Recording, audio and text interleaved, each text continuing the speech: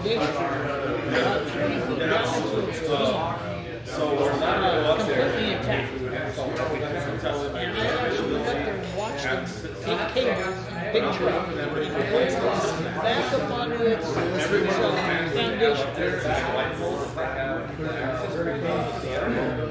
They're going to install tilting mats. So, and then all we have to do is tell the lady, like, hey, we're going to come do maintenance, and then we can drop it, we can do whatever we need to do, and we'll have to fire it all stories and they just be sick. And then I come over and did it, people were actually, and then I got windows and running down the side of the ISP. He's just going to sit there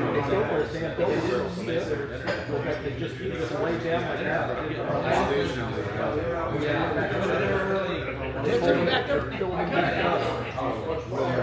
Well, in case I don't know if you knew, I worked for the Office of Emergency Services in the state, and I was the Southern California Communications Coordinator. So, one of the things that I worked on at that time called Archival, which was the earthquake. It was the geologists. Now, they all had pagers, so if they needed to convene a meeting quickly, they page them all out. They just want to text. Iron Bridge or something.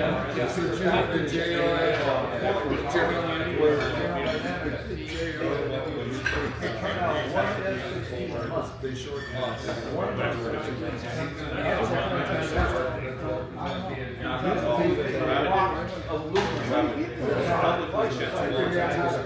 on the fit, we go and test, make sure everything's working. We went to channel 2, or there's channel 2, and then everything's channel 3. What did you do? All of a sudden, So whether you're starting to do this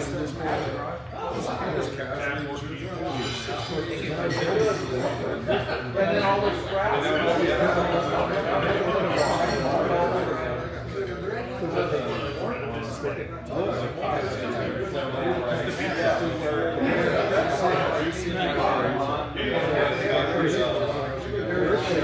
Everybody's on the phone. They got to figure out where the heck to go.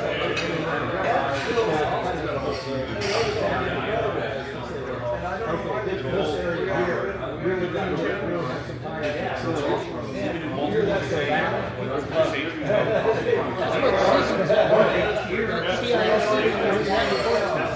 If you go to CISC.org, that's the California Integrated Site Network. You can look on there and you can see all the events. You can also look at the ground shaking intensity. It's amazing because different soil reacts differently. You know, we had an emergency operations center outside of Meter for years. And I was talking to these guys about the tower. Huh? When we looked at the tower, we brought in a truck. Oh, I don't have Chuck's number. I don't have Chuck's phone number. So this big truck came out and had this probe inside. And they just kept adding probes. They get down. I don't know what it called, but all I remember is at one point the whole truck was turned and they said down, and that was hard. And so I said, well, how deep is that? He goes 80 feet. I'm like, wow. And so then I asked him, I said, what's the water table? He says 4 feet. Video of the car. I want the Swami. 5098. And then what comes with it?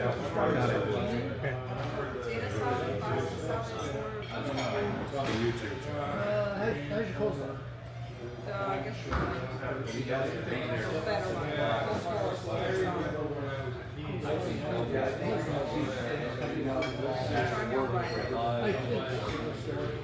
Thank you. So yeah, that's I worked. You ever heard of the Parkfield experiment? So I worked the Parkfield experiment. We had the level edge. We had the actual, like, that's going to happen, right? And so all of us, we already had pre-packaged stuff. So we all run up there.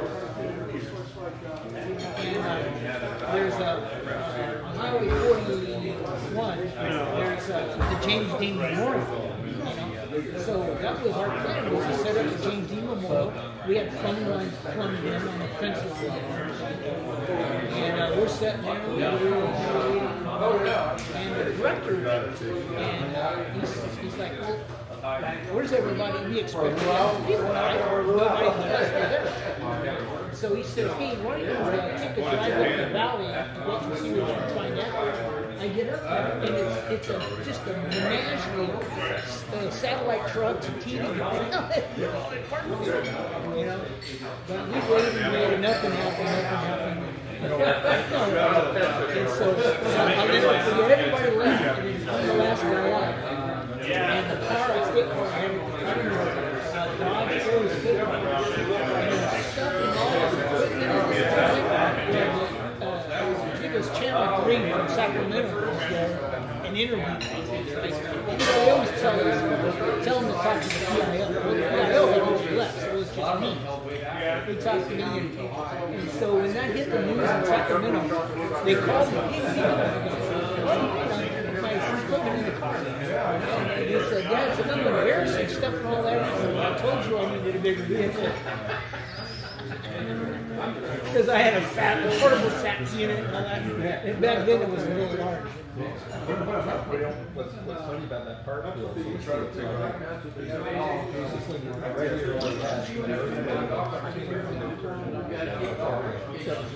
25.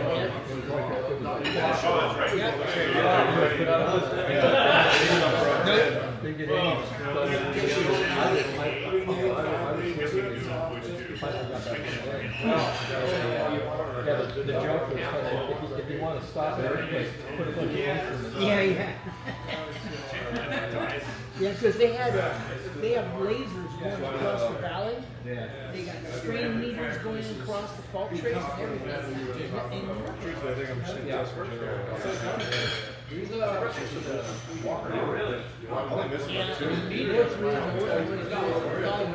Just put it off and have it.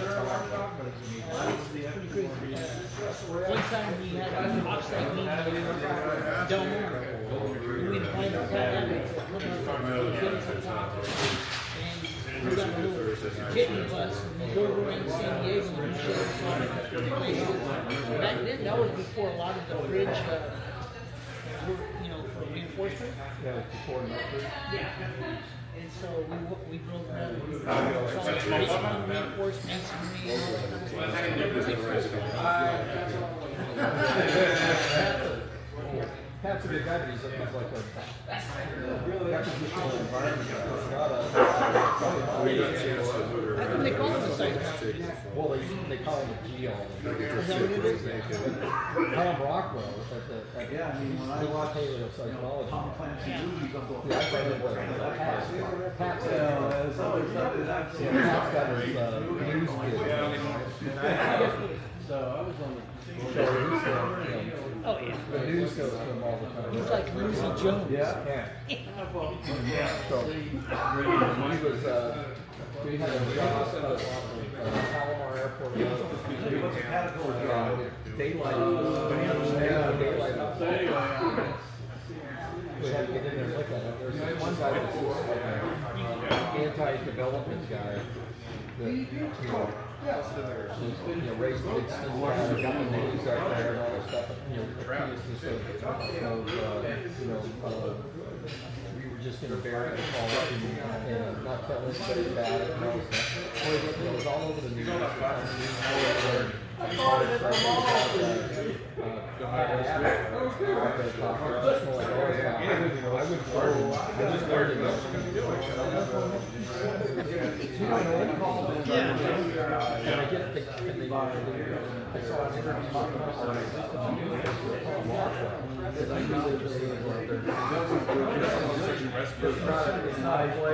Yeah.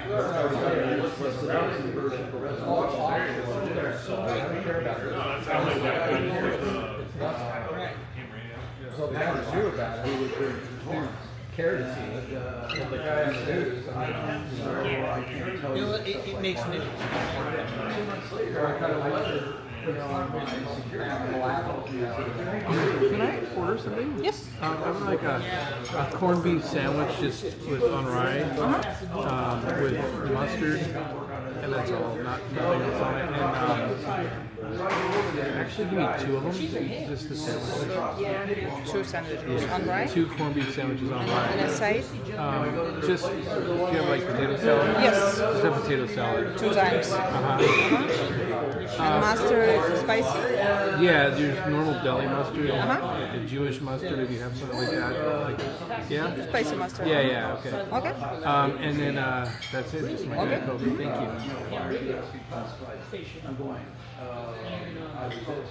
They also provide so I would go I said, well, I'm just trying to verify it. The stuff that I've seen or heard. He goes, well, I said, but I never asked him to get a program.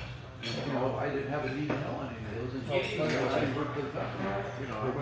And I said, but I do have some numbers that I got. And so I threw out some numbers at them. And the guys looked at each other and said, there's only one branch that they didn't do it to. And I go, well, let me show you where I got those numbers from. So I brought out the week. And I brought out the magazine. I can see that.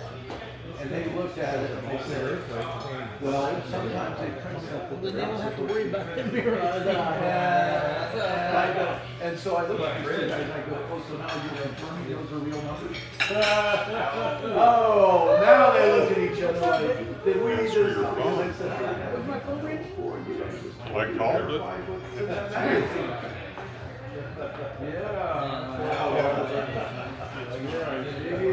You're right twice and went right to your CRA box. Well, I had to figure out where everybody was hiding. Yeah, I turned Marie calendars upside down. Yeah, nobody told me we had moved. I know I've talked to somebody this week that I should have asked. Pull up a chair, Ron. Well, I need to eat. I know. Pull up a chair. Well, but there's so much cool stuff now that we could talk about. I mean, without disclosing any, but it would be a good thing. You know, knowing some things, but not knowing the details about stuff, but just the with and go out there. I like that. I can easily do a lot of fancy movie without getting classified information. Doesn't that strap Yeah. Yeah. Sort of. The fascinating is the false software. No. Coming up from Mexico. You know, the portion market and all that stuff like that. So it comes up, and then what happens is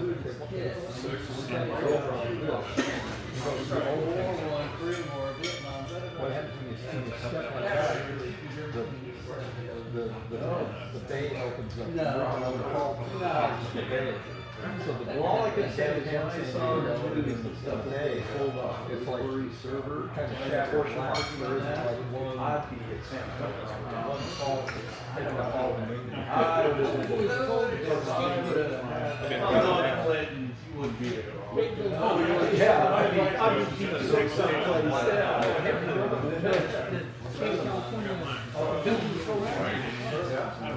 We were in there. Yeah. Fine. you know, the police department downtown, you know, we need. They first were out. We found I thought you were at 3 calendars. Huh? I thought you were at 3 calendars. How you doing, man? Nice to Not see bad. There's a big white SUV parked right out in front of the handicap. And I was thinking, oh, there he is. you. Yeah. They had a whole bunch of stuff. Yeah.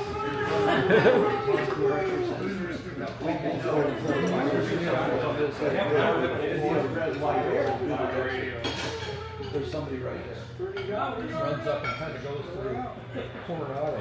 Oh yeah, thank you for being here. I really like the versions of the combination you had. Well, every time you Have it personally delivered by so first a little bit further, they have to start like facing south. So it's very near that. They never move around every single time. So it doesn't go. Oh, right. It's random. That's the Yeah, we did. But it was so cool, some of the stuff that we had. Our safes, when we would get home and we had to pull the hard drives out of the safe, you know, it would go to the computer, they pulled the second, you would close the drawer, it would tell you all the drives for every place. So when you needed to walk around, ultimately say, that was some of the cool stuff that we brilliant. Right. They made sure that we're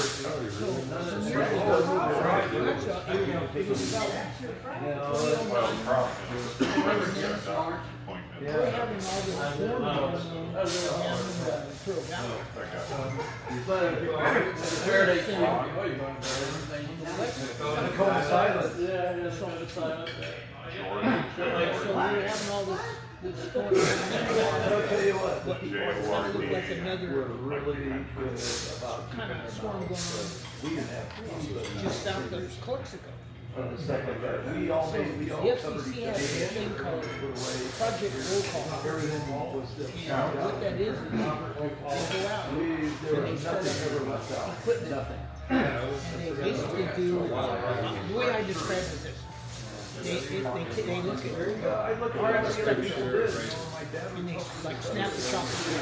There is your baseline of like police radios, fire radios, broadcast, all this kind of stuff, right?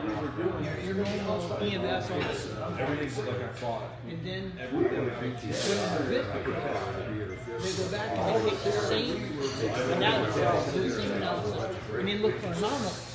Like something's on there that wasn't there, or what really they were was not.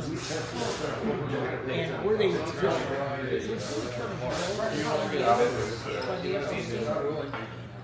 But they use it for hurricane. So when they have a hurricane going on, they have back then it was football. You might say doing analysis, move it up 20 miles, do another assessment.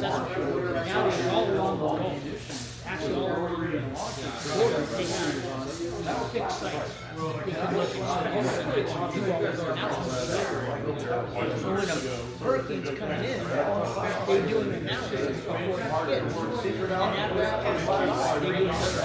And after it hits, they do another analysis. Put a request to the FCC to do a local analysis south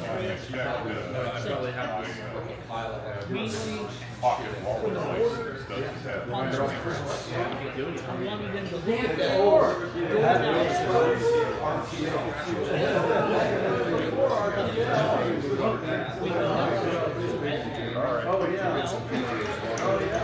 Who's paying for it? We'll be around. I expect to give it to them. So then I went to my university. I explained the program and maybe this would be a really cool thing, right? Well, what happened was they said, no, we're not doing that. Okay. So 2010 Central London I need to order at some point. It's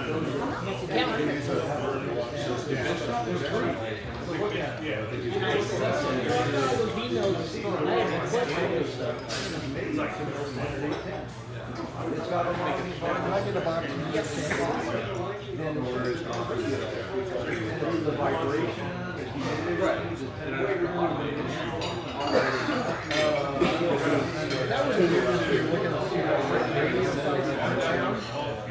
When I was looking for what's on the internet, I'll go back and do the same analysis and look for what's not. And where that came from, they had hurricane coming into Houston.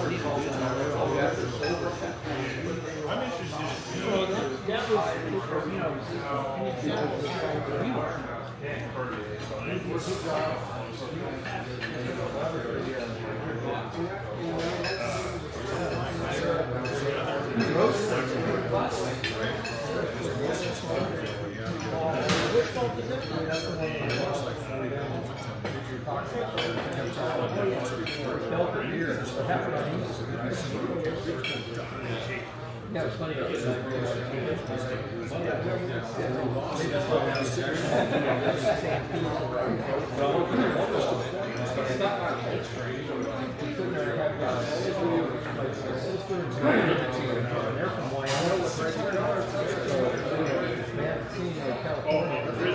We're sitting there all the time, started going like this. My mother, so they get up and all go running out the front door. I get out the back, so one walk to the pool, walk back and forth. Yeah, so I knew that I could tell that it was you're a long way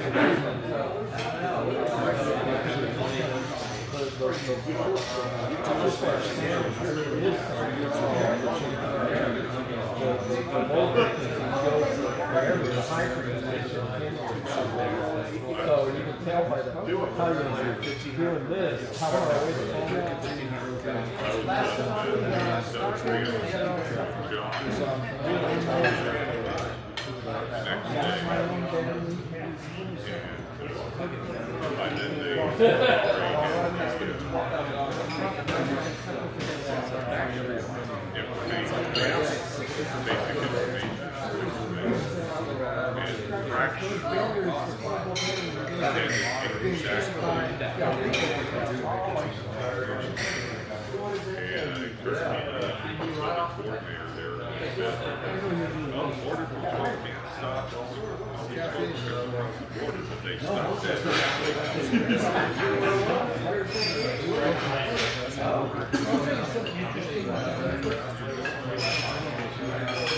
we were out in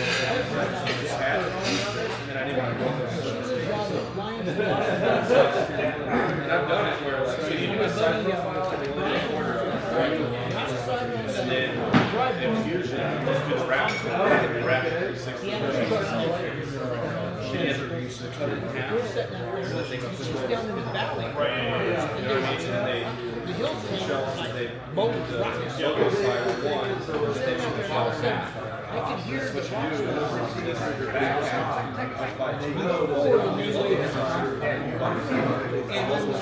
and the truck's doing this, and I'm like, whoa, that's a big one.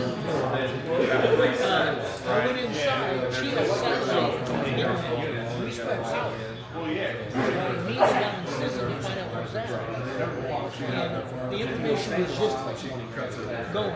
And they didn't have a lot of instrumentation out, so there was a lot of unknowns. But we had developed, years ago, we had developed a relationship with the Captain's radio type. And so I got contact contacted and said, hey, Imperial Karen's trying to reach you. So I got a bunch of radio, and I would say within 30 days, maybe less, we had damages that's between Imperial Karen. Got this radio system because a lot of, like you say, the phone system, and a lot of people don't realize the phone system, Imperial Karen, the phone system, it's more robust than it was then, but it's still a ways to go. We got lots of people in the chat talking and stuff, watching the live stream already. Oh, good. Yeah. They're all tuned in.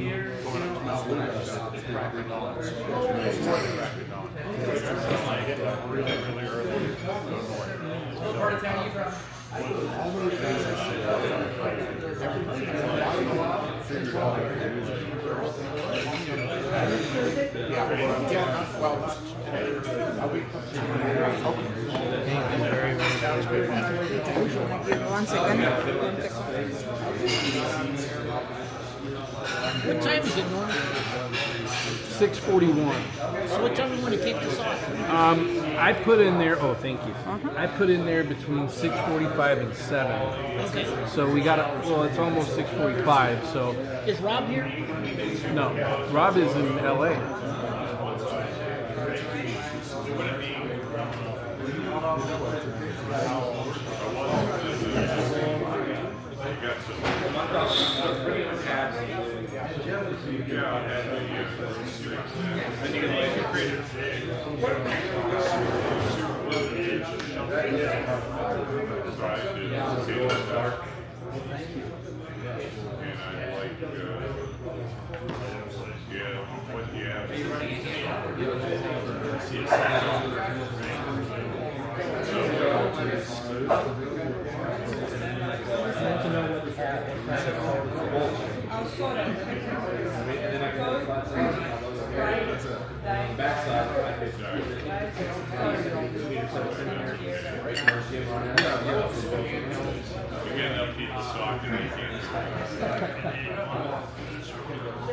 Can I get a box, please?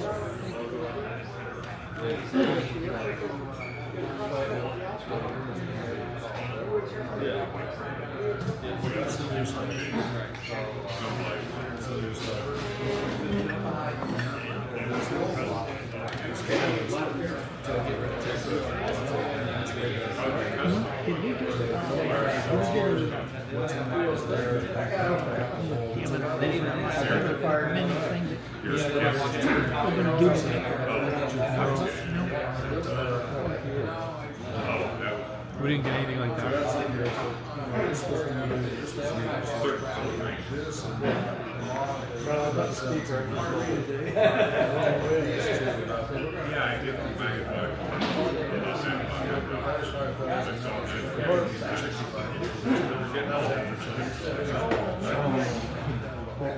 But John, before you start speaking, let me know because I have to give him the wireless mic on him so he's ready. Of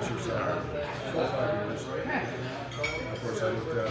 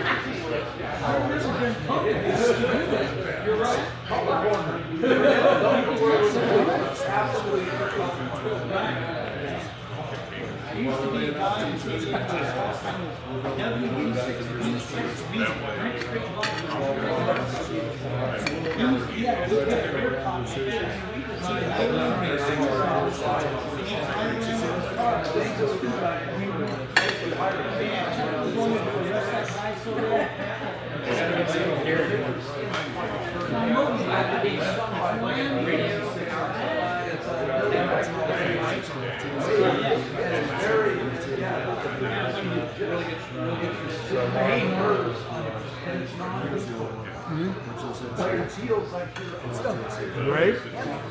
Well, let me put the mic on.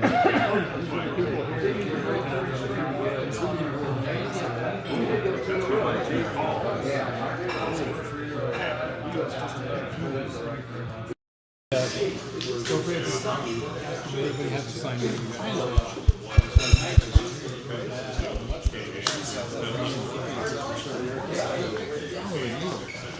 Net situation. Plug it into an amplifier, how it's doing I'll put it right here in your pocket. Okay. So when they say, oh, you're not supposed to run that, Put on the lapel here. Yeah.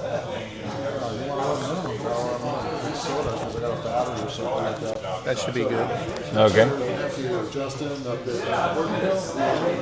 Oh, I was just wondering. There's the in-match of the People watching in the YouTube already. Justin. Chatting Cool. in the chat Oh, room. cool. It's cool. All right. Mission Yeah. Inn. Mission Inn. It's in Rancho Bernardo. It's in Sandburg. This is in Colorado. Is that? Oh no, that's. I thought that was us. No, somewhere else. Okay, well we went to a different place. Martin was in Caesars.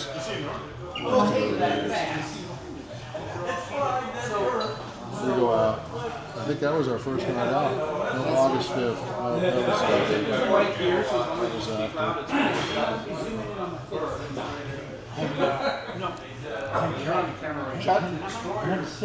but there's a. That was her profile when I saw her. Okay, She's a psycho we're gonna kick the rapist. show off here. They didn't have enough room on the door, so they psycho. Yeah, Benny King used to do that with the flipping doors. Psycho- Yeah, the psycho psychotherapist, thief. psycho the Yeah, Benny rapist. King. Yeah, I used to like when he did that. Wait for the, Then there's her. I'll wait for the QRM.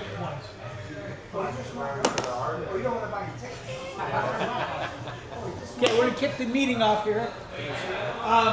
Couple things I want to first off, if you haven't signed in yet, there's a sign-in sheet. Please make sure you sign in. We always like to know who's been here and attended our meetings. If you're a member of Standard that needs to pay his dues, Mike's over here. He can help you with that.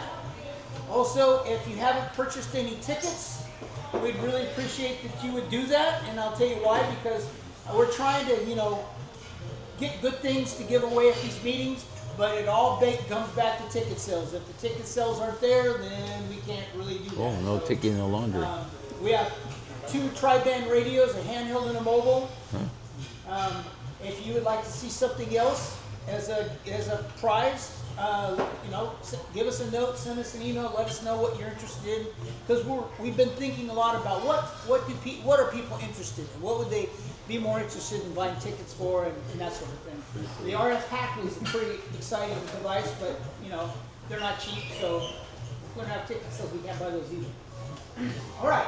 I think we're gonna have a fabulous presentation tonight by Dennis. I've known Dennis a long time. Longer than dirt. Yeah. 45 years. Yeah, in case, yeah, that's probably, yeah, more than that. In case you don't know who I am, I'm John Hudson, WA6HYQ.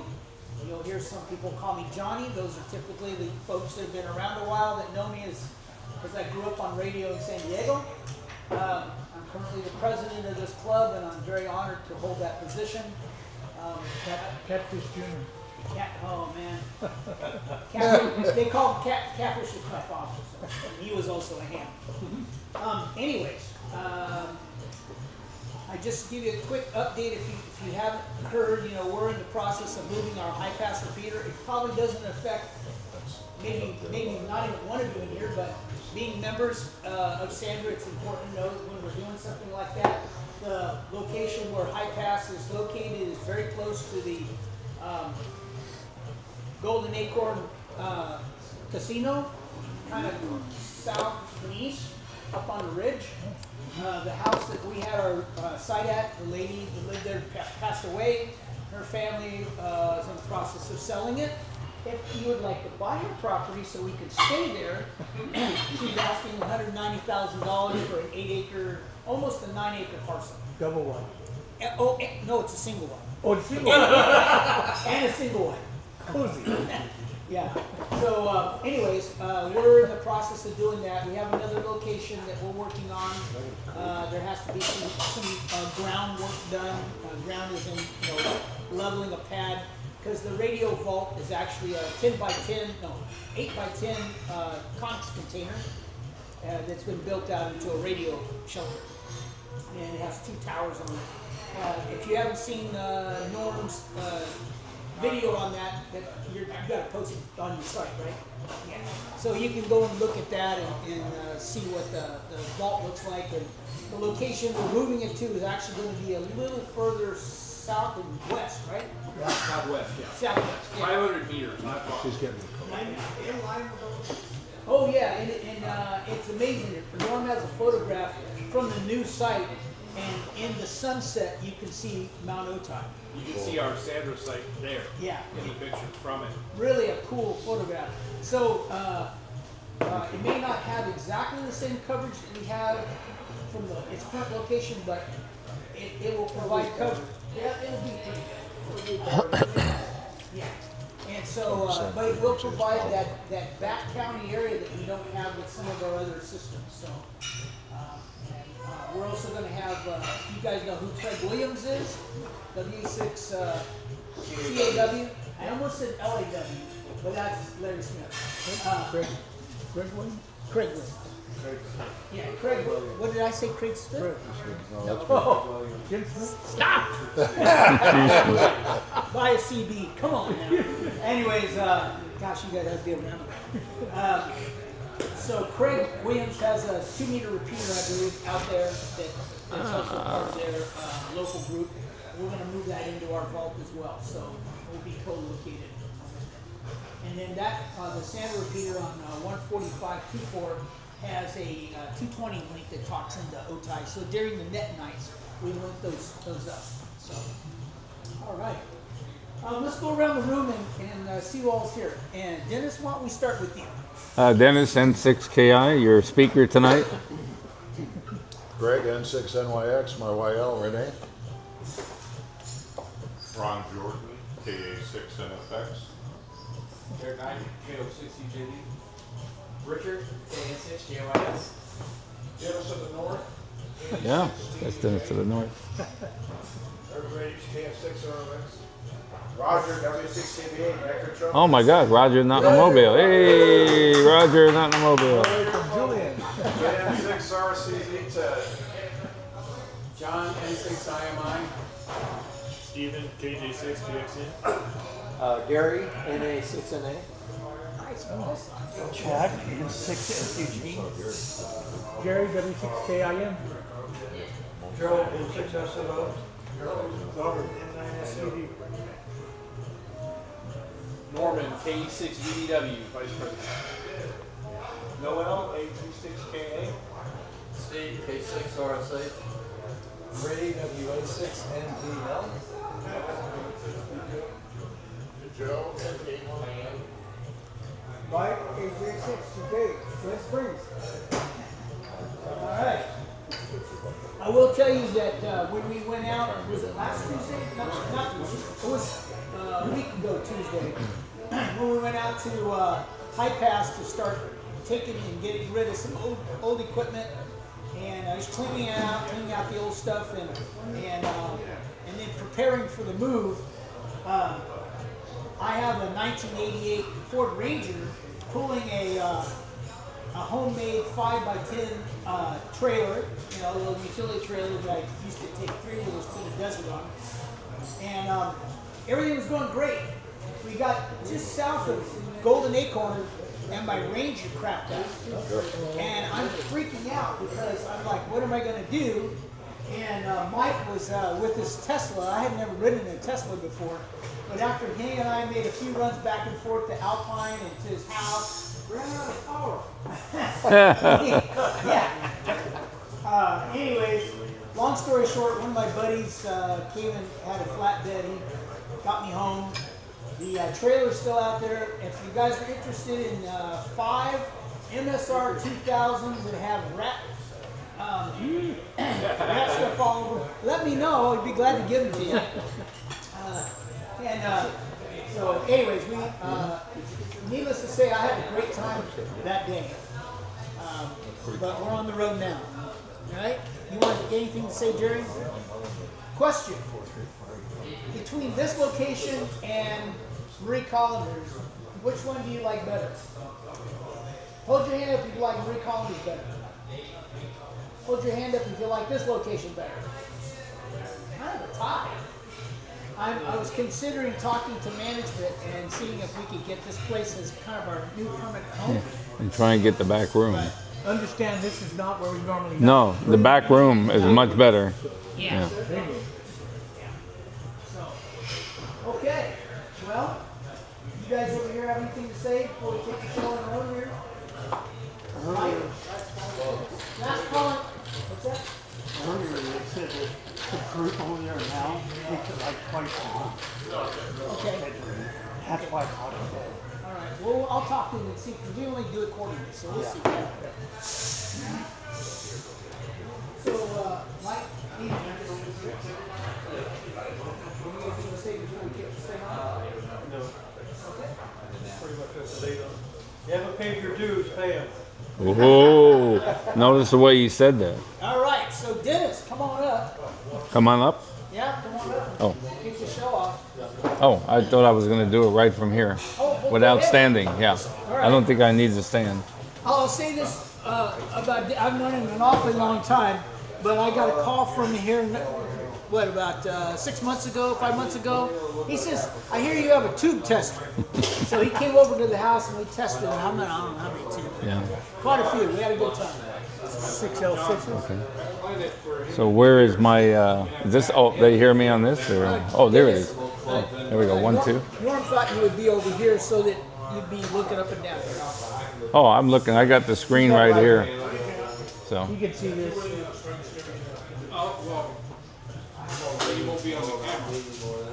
We want you on the camera. well, I can't stand that long. Okay, all right. Norm,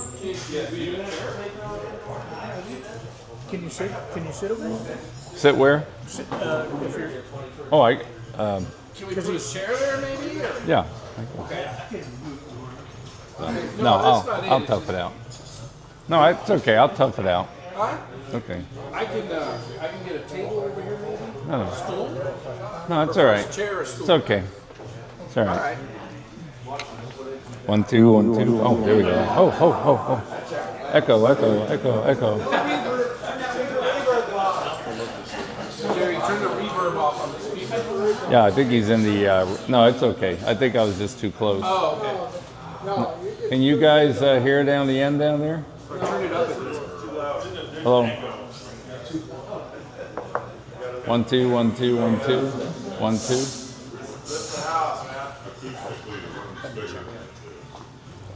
get the audio visual guy over there. 1, 2. Hello, testing. 1, 2, 3, 4, 5. 4. Radio, audio. Radio check, please. Oh, here's my glasses. Oh, yeah, they can't see what they're doing.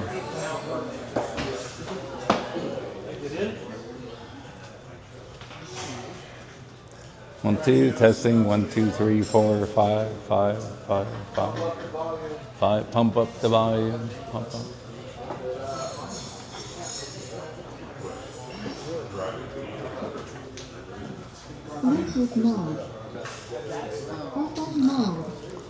Uh-oh, the instructions are in Chinese.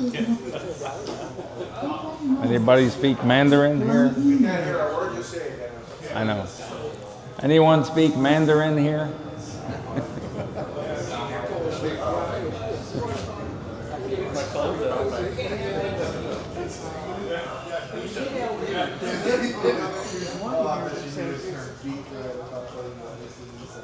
Can you talk now? Okay, 1, 2, 3, hello test, hello test. It's actually worse. I too remember radios to that would be, if I can't make that out, sound fantastic.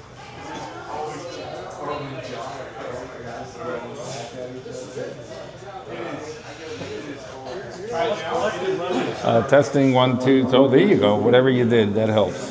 1, 2, 3. Yeah, you still got the echo, but I guess that's a motor you're gonna get. It'll work. 1, 2, 1, 2. Okay. Yeah, this speaker's kind of weird. Ready to go? Okay. Good evening, everyone. Dennis N6KI, licensed since '63. Contesting since Palomar got me involved as their manager in the late 80s.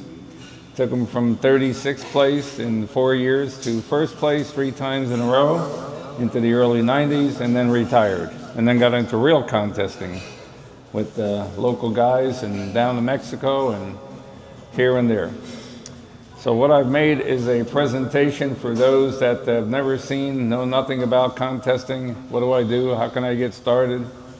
And all this. I apologize for the slide. The Escondido Club got the last presentation, and when I tried to edit it, Microsoft locked me out of my PowerPoint because I didn't pay $2 a month or something. Thank you.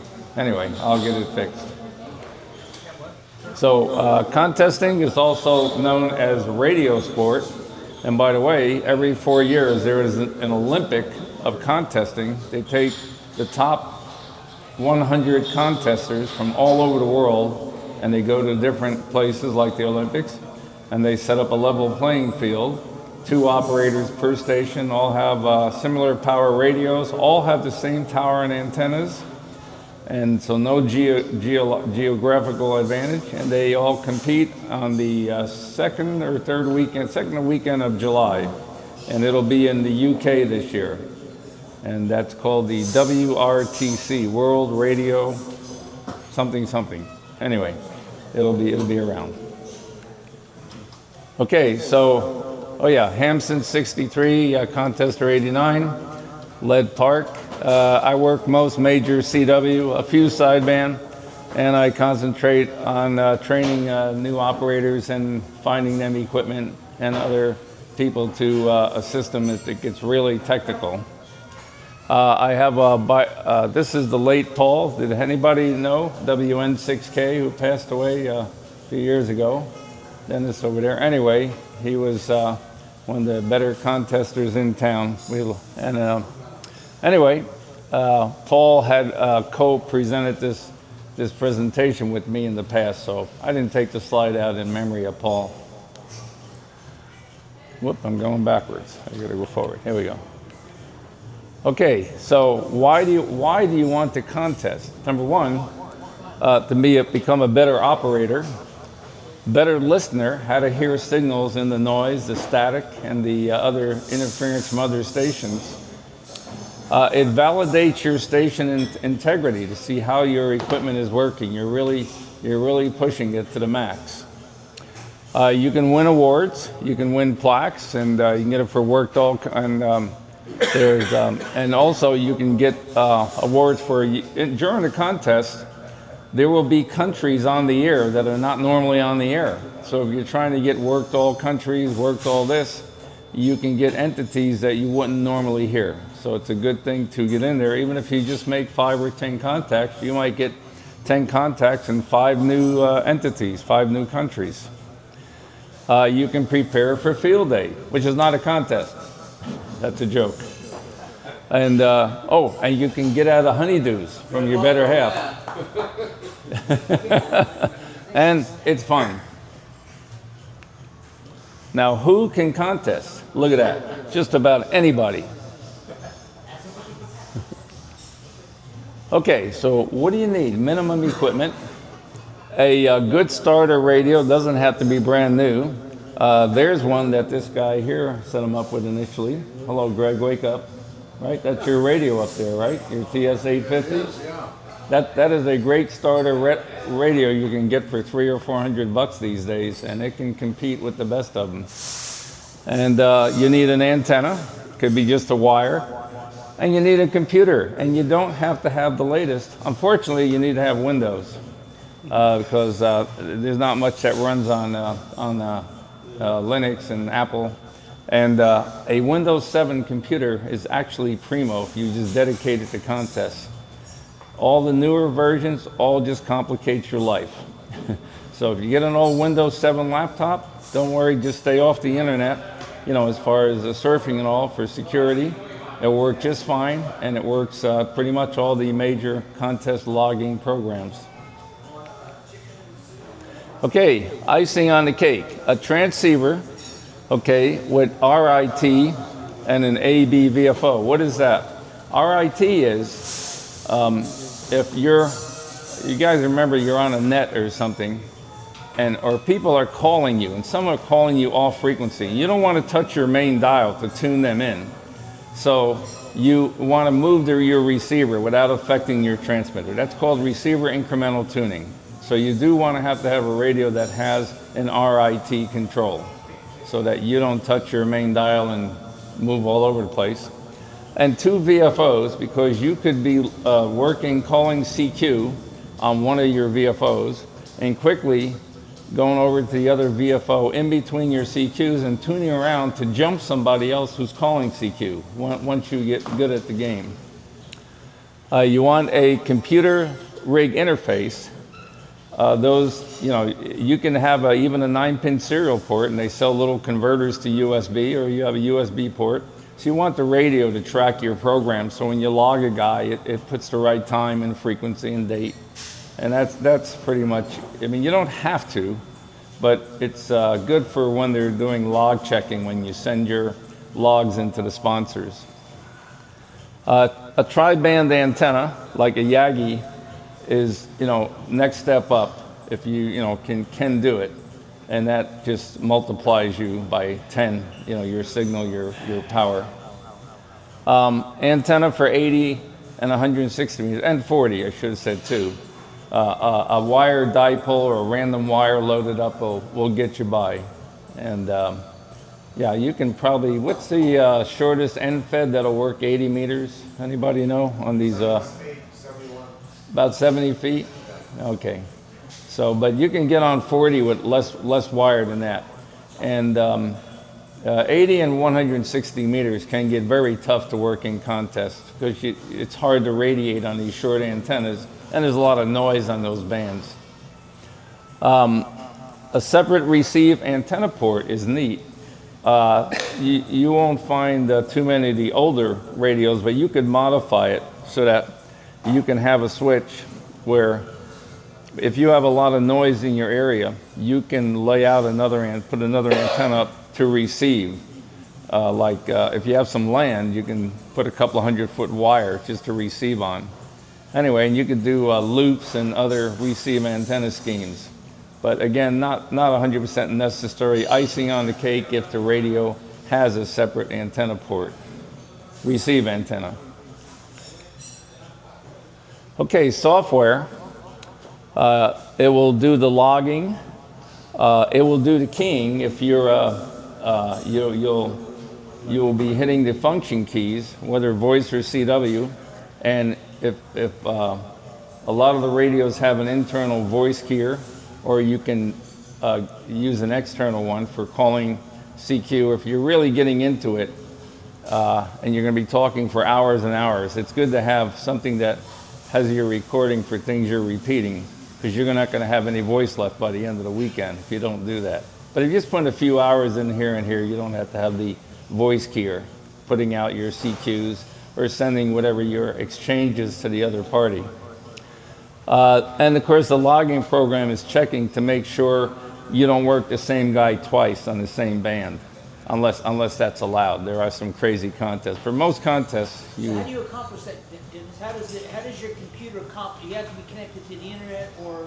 You don't have to be connected to the internet. You want the computer through the USB or serial interface to be looking at the program as you log guys. But the internet, what the internet will bring, and I'll get into it, is if you want to go out and see who else is on, you'll have, and I'll show you later, it's called the band map, and you can see who else is all calling CQ in case you want to go jump guys. And it also shows that you are spotted, that people all over the world can see you. So you can verify, oh, I'm on the internet network. But again, you don't have to. You do spotting too? Spot yourself, you mean? Yeah, you can in certain contests. Other ones, they forbid you. So you got to check the rules, whether you're allowed. Like on one program I use, Control S means spot me and legal. Yeah, and some of them will say, well, don't do it so many often. They'll lock you out and say, hey, you can't do it for another 10 minutes. So you check the contest rules and see what they say about it. But if you do that, you enter another category. That's like you're assisted. You know, you move into another slot of competition. Okay, all Windows programs, no Linux, no Apple. There are some programs, but nobody serious will run them.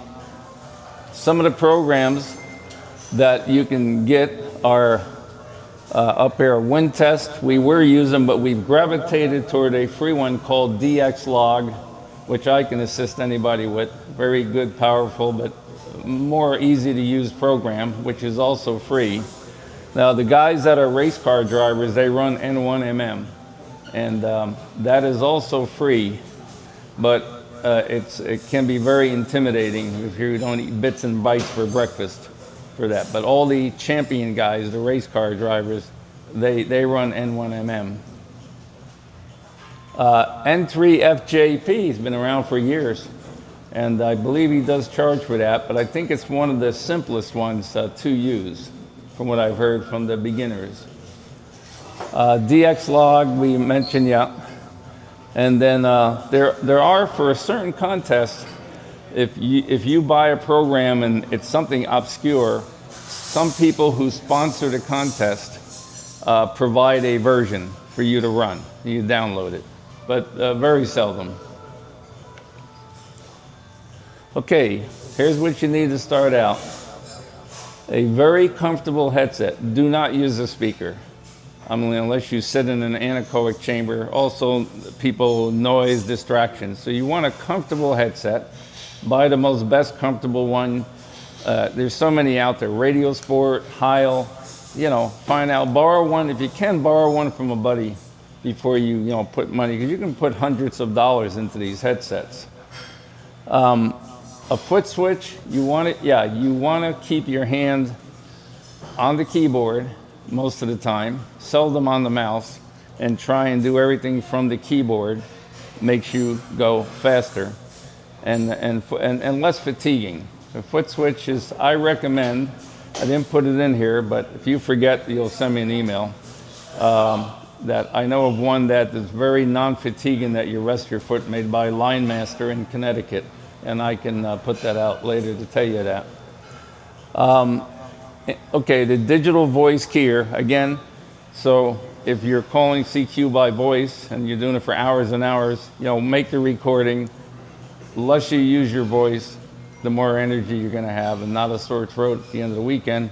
And of course, on Morse code, unless you like to send everything by hand, just the function keys will send everything you need. And also, it makes the network copy you better. By having a computer sent, if you're sending this by hand, a lot of the spotting networks that pick you up may put your call down wrong, depending on how good your keying is. So it's not a good idea to do hand keying. A CW keyer or paddle, As a starter, I recommend you can buy them for as cheap as $50. Bencher paddles, they seem to be the bottom of the line, and you can buy now with these Chinese kits and all, so many cheap paddles, and you can spend hundreds and hundreds of dollars. Like Bagali has beautiful keys, N3, I think it's N3ZN or something. There are beautiful keyer paddles. Most people are not going to use a straight key because when you get into contesting, if you do CW, the low end is around 20 words a minute. Yeah, but again, it isn't that bad because you know what's coming. It's a call sign, it's a world zone, it's a serial number. So you will speed up pretty quick where you can't talk to somebody at 20 words a minute, but you can do a contest at that speed. So, but you will want a paddle, and most radios have a built-in CW keyer in them. Maybe some of the older ones do not. And a chair, definitely a comfortable, nice chair, like the gamers. People spend a lot of time in them. Go to the used furniture places, or obviously spend some money on a comfortable chair. Okay, what types of stations do we have? We have the big gun, high power, large antenna, big signal, but cannot always hear you. So it's like you're two standing on the end of a football field, one guy's got a megaphone, and you're yelling back to his voice. So that's kind of what it's like when the little guys are calling the big guys. And the little pistol is typically, unless he's running 5 watts QRP, and there are contests, you can pick categories. You can actually use 5 watts, but if you have a great antenna system, see, they ought to make it ERP, effective radiated power. Because if I have a 100-foot tower with a huge beam with 5 watts, I'm going to kill you with a piece of wire. But that's the way it is for now. 100 watts, most stations. Vertical, a lot of people have verticals on 40 and 80, and then they have a wire or something, or maybe they use the whole vertical for the whole contest. But if you need an antenna and you're space limited on 80 and 40 meters, having a vertical will probably work out for you, because they can be as short as 18 foot tall. You will sometimes call CQ when you're first starting, because you get 4 or 5 guys calling you. It gets pretty intimidating, when you're first starting out, until you get used to it and how you learn to manage and shovel the pile up. And then the rest of the time we call it searching and pouncing. You basically tune the dial and call the guys that are calling CQ. And okay, yeah, and I mentioned QRP, 5 watts or less. Those guys typically won't be calling CQ because they're so weak, but they will, depends on if they have a great antenna. Okay, getting started. Initially, you don't have to participate. You can go and listen to the guys contesting, just to kind of figure out what's going on. Read the rules, and you can join a contest club. Right now, the local Southern California Contest Club is sort of tied together with the San Diego DX Club, so we kind of got them both together. So you come and meet the other contesters and trade ideas and secrets. Contest with a group, like it's another way, like I will used to when we had physical places, but I still do it remotely. Bring new guys in when times are slow during a contest, and we train them. But you get in with a group and get some time in, and that's a good way to learn. And get an Elmer. That's me. What's that? It's an Elmer. An Elmer is the guy that helps you with mentor. Elmer, yeah. I got my ARRL Elmer Award. Okay, which contest? Let's see here. So, let me see. The contests mainly happen on the weekends. There are a few during the week, but most of them are on the weekend, starting Friday night, ending Sunday night. There's one this weekend, which is sponsored by ARRL. It's the DX sideband. A couple of weeks ago, we had the CW version. And so that's going to go from 4 o'clock tomorrow to 5 p.m. Sunday, because it would be 4 to 4, but we got the time change.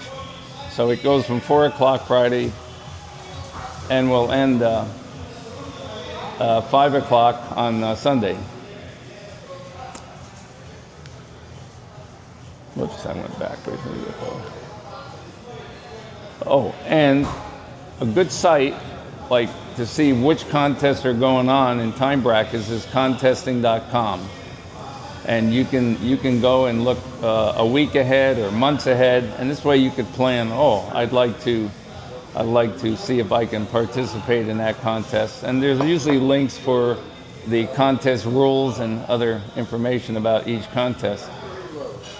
Battery's low on whatever you're doing. Whoops. All right, so I'll have to use him to advance.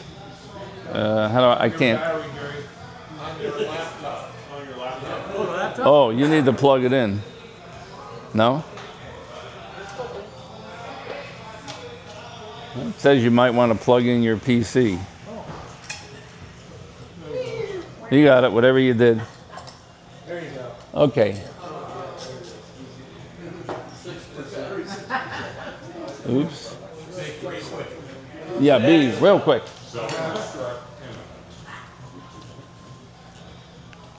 Oh, look at that. Now my remote is controlling his power mode. Now I can't use this at all. Let's see. That outlet's dead. Oh, the outlet's dead. There's one over there. Can you reach it? This one's working.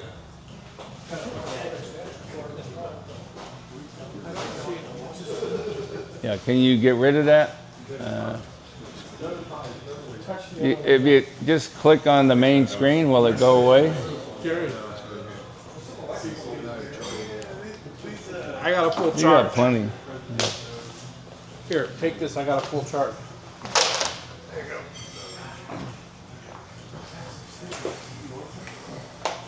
All right. Thank you. Yeah, but it won't let me advance. It's locked on that battery screen. Can you somehow get rid of that? There you go. All right, let's see.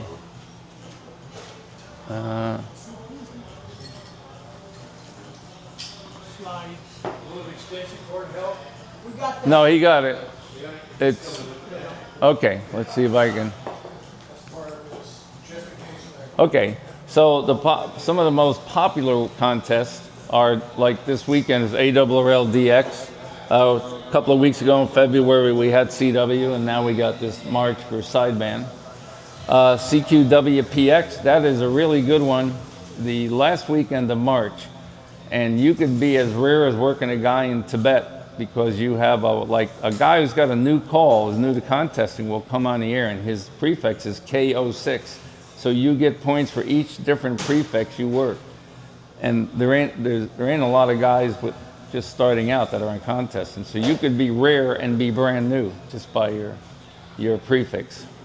And what people do too is, like, I have N6KI, but there's too many N6s, but we have a club call which is NX6T, so we'll get one with we get a contest club and get involved with that, and then have or borrow somebody's call. You know another extra class that has a nice call. We used to use KZ6 X-ray. We used to borrow his call for the contest.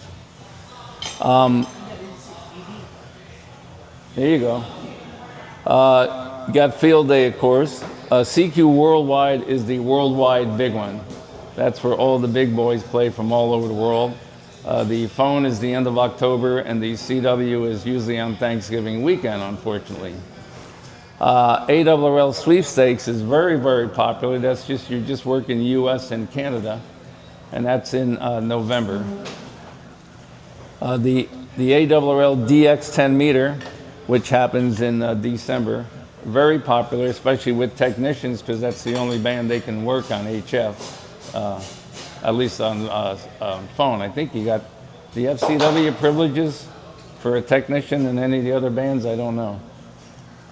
And the North America QSO Tardy, happens CW and sideband January, and then also they do it again in August.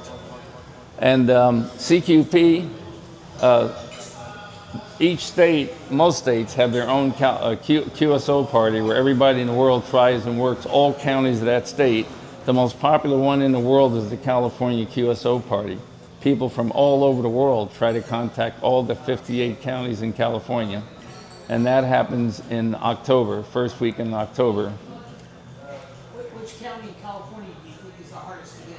Well, the ones up north, like Trinity and Siskiyou and yeah, those are very, because there's no hams and people have to travel, go there and set up like a field day station and put them on the air. And they try to arrange every contest to get people to go and do that. Or they get a guy in a car, mobile, to rove around and drive around to the counties and put them on the air for you. Okay, the rules. Again, there's general and specific rules. So there's general rules for each contest, again listed when you go to look at the rules for the contest. And then there's for each particular contest, there are specific rules. The date and time of the contest, the band and modes. So you can never use the work bands in a contest, never ever. You're never allowed on the 30, 17, and 12 meter bands. And then there are specific, sometimes there's contests just per band, usually just 10 meter. I don't think there's any other single band contest in 10 meters. And then the modes they tell you. And you are in some contests allowed to use digital modes. They count it like CW contacts. Exchange, and they tell you, yeah, what do I tell? What do I give? Do I give my state? Do I give them a serial number? What is the exchange that you trade with each other?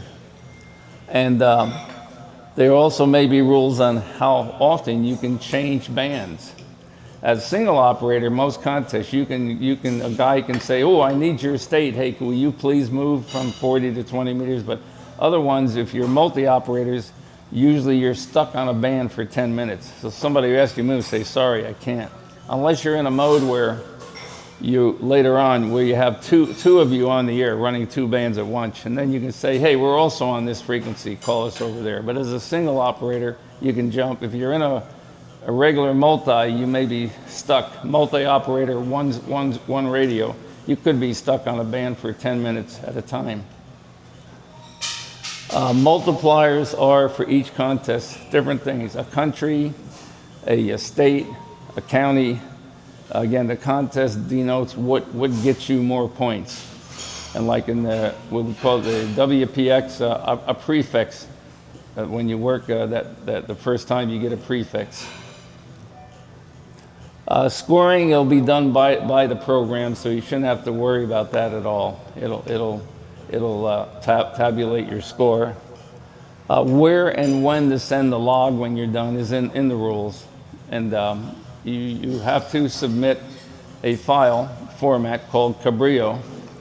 And all these programs will generate that file for you. No more paper logs, no more hand logs. And the format is Cabrillo. Okay, contesting on the web. You can look at the ARRL, sponsors a lot. CQ Magazine would also sponsor a bunch. I haven't looked at their website. At one time there was this fellow in Sweden, SM3. He had a very good website to look at. DX Zone was another one, and NG3K. But there's no problem just going and finding out just on contesting.com. And there may be some other sites that duplicate the information. Okay, example, the North America QSO party. It's only a 12-hour contest. It's on a Saturday, and they have it on January and also August.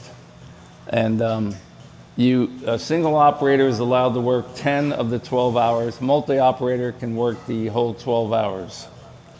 And normally this one's from like 10 or 11 in the morning to 10 or 11 at night. Okay, so your score, number of contacts, and the multipliers for their states and provinces are your multipliers. So you get all the U.S. states and then the Canadian provinces. exchange, you will give a name or a nickname and a state, province, or country, DX. Now for names, be careful. You don't want to get on and say, my name is Ishmael, because the guy's going to be there spending 5 minutes saying, how do you spell that?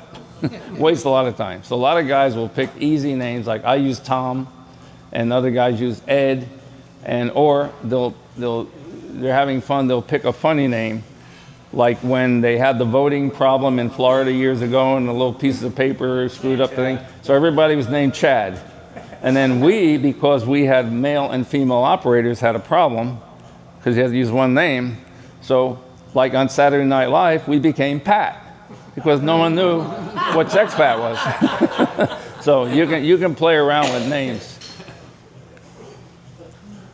Okay, so here's a typical log. You see the program logs the frequency, like this is on 20 meters. You see the time, and the times are all done in Zulu, Greenwich Mean Time, or UTC time. They're always logging that. And you see the call, and you'll see the name, like my friend NN6X, his name is Paul. One day we worked a guy in Sweden or Finland, and his name was Risto. So we fought with that for a while, and then he kind of picked that up. He liked to mess with everybody on the air, make them copy Risto. Anyway, and then you see they change bands, and let me see how this works. Oh, there we go. So you'll notice here he went to 15 meters. So he was on here at 0023, at 0029, and he's working N200 Joe in New Jersey. And then blah, blah, blah. So he changed bands, and the log reflects that. Hey, that K6AM, that guy's right here in San Diego. That's K6AM. That's on.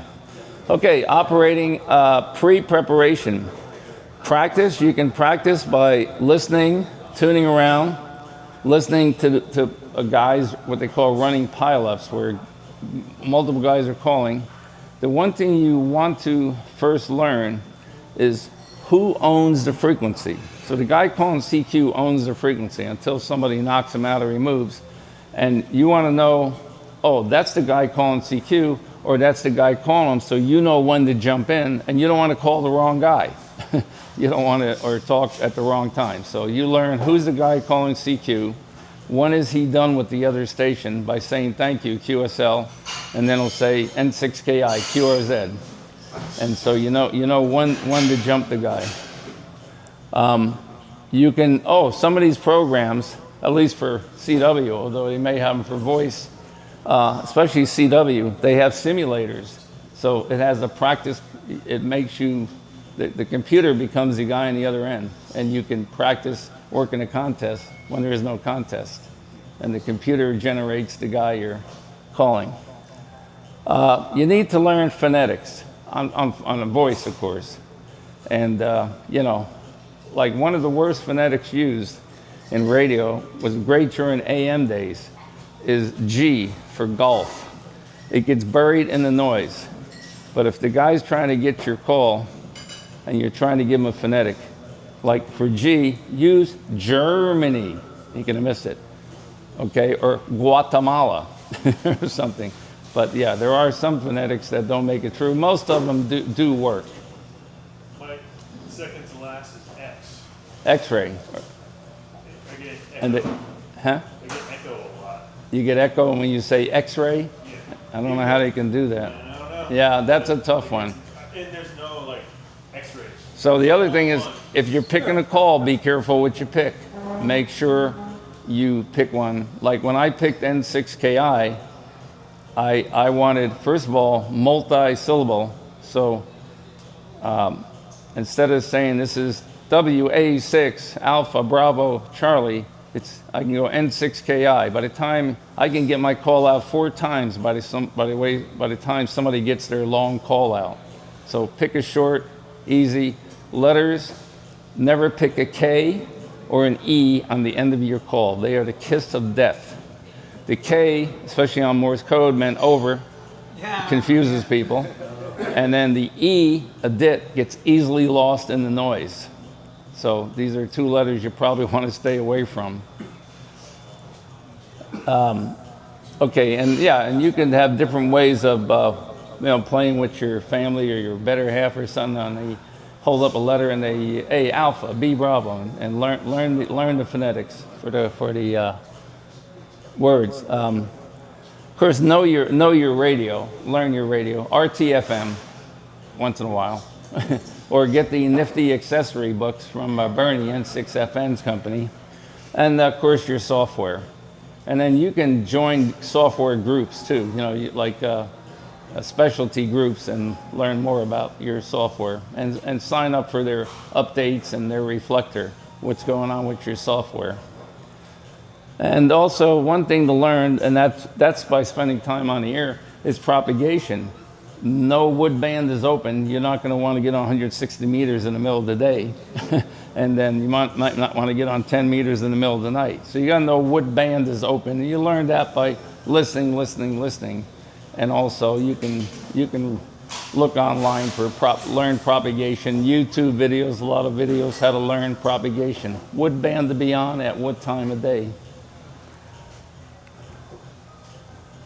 Okay, before the contest, some people will make themselves a checklist of everything to check. And your software, radio, and antennas, what you're going to use, and maybe when you're going to use them.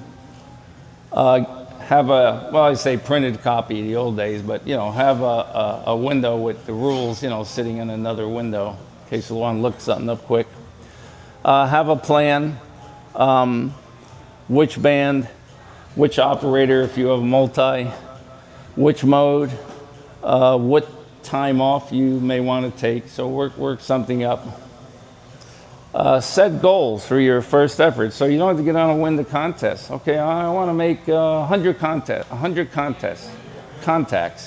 So, that's for 12 hours, that's 10 an hour if you would work the whole thing. But, you just set a goal for yourself and try and beat yourself initially, and then I'll show you a website where you go and then you check how you did with everybody else right after the contest, and then you say, oh, I want to beat this guy, or pick a goal, whether it's you want to beat yourself, you want to beat some specific station, or you want to win, you want to beat everybody in your country.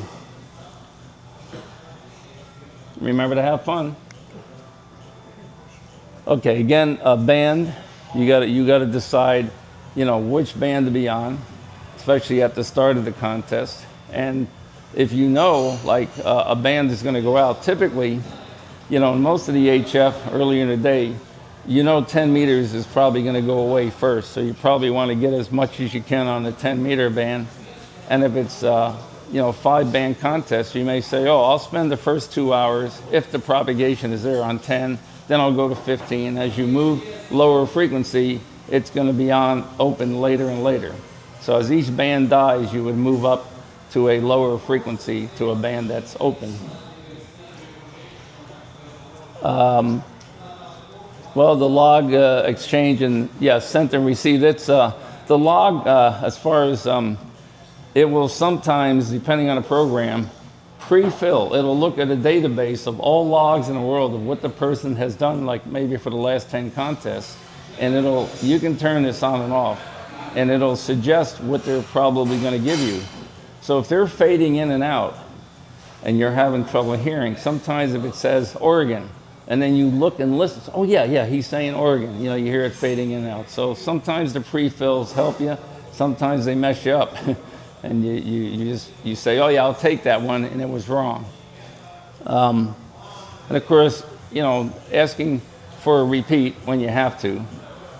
Usually you don't want to, the guys that are serious and running don't like to do repeats because you slow them down.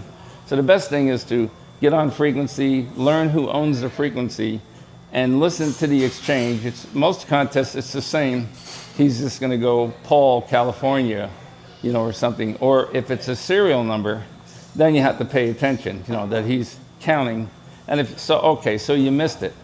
That's all right. And you faded out. So you listen for the next guy. Oh, I decreased my serial number by 1. Or he worked 3 guys after you. You can calculate what your serial number was if you somehow missed it and the guy moved on. Okay. Okay, this is what I said. I can hear you. Can you hear me? Well, yeah. It's not reciprocal. Just because you can hear him doesn't mean he can hear you, depending on his power and his antennas. Same power and antenna, similar antenna stations will typically hear each other. High power stations are going to be heard, but may not hear you. Just something you're going to learn.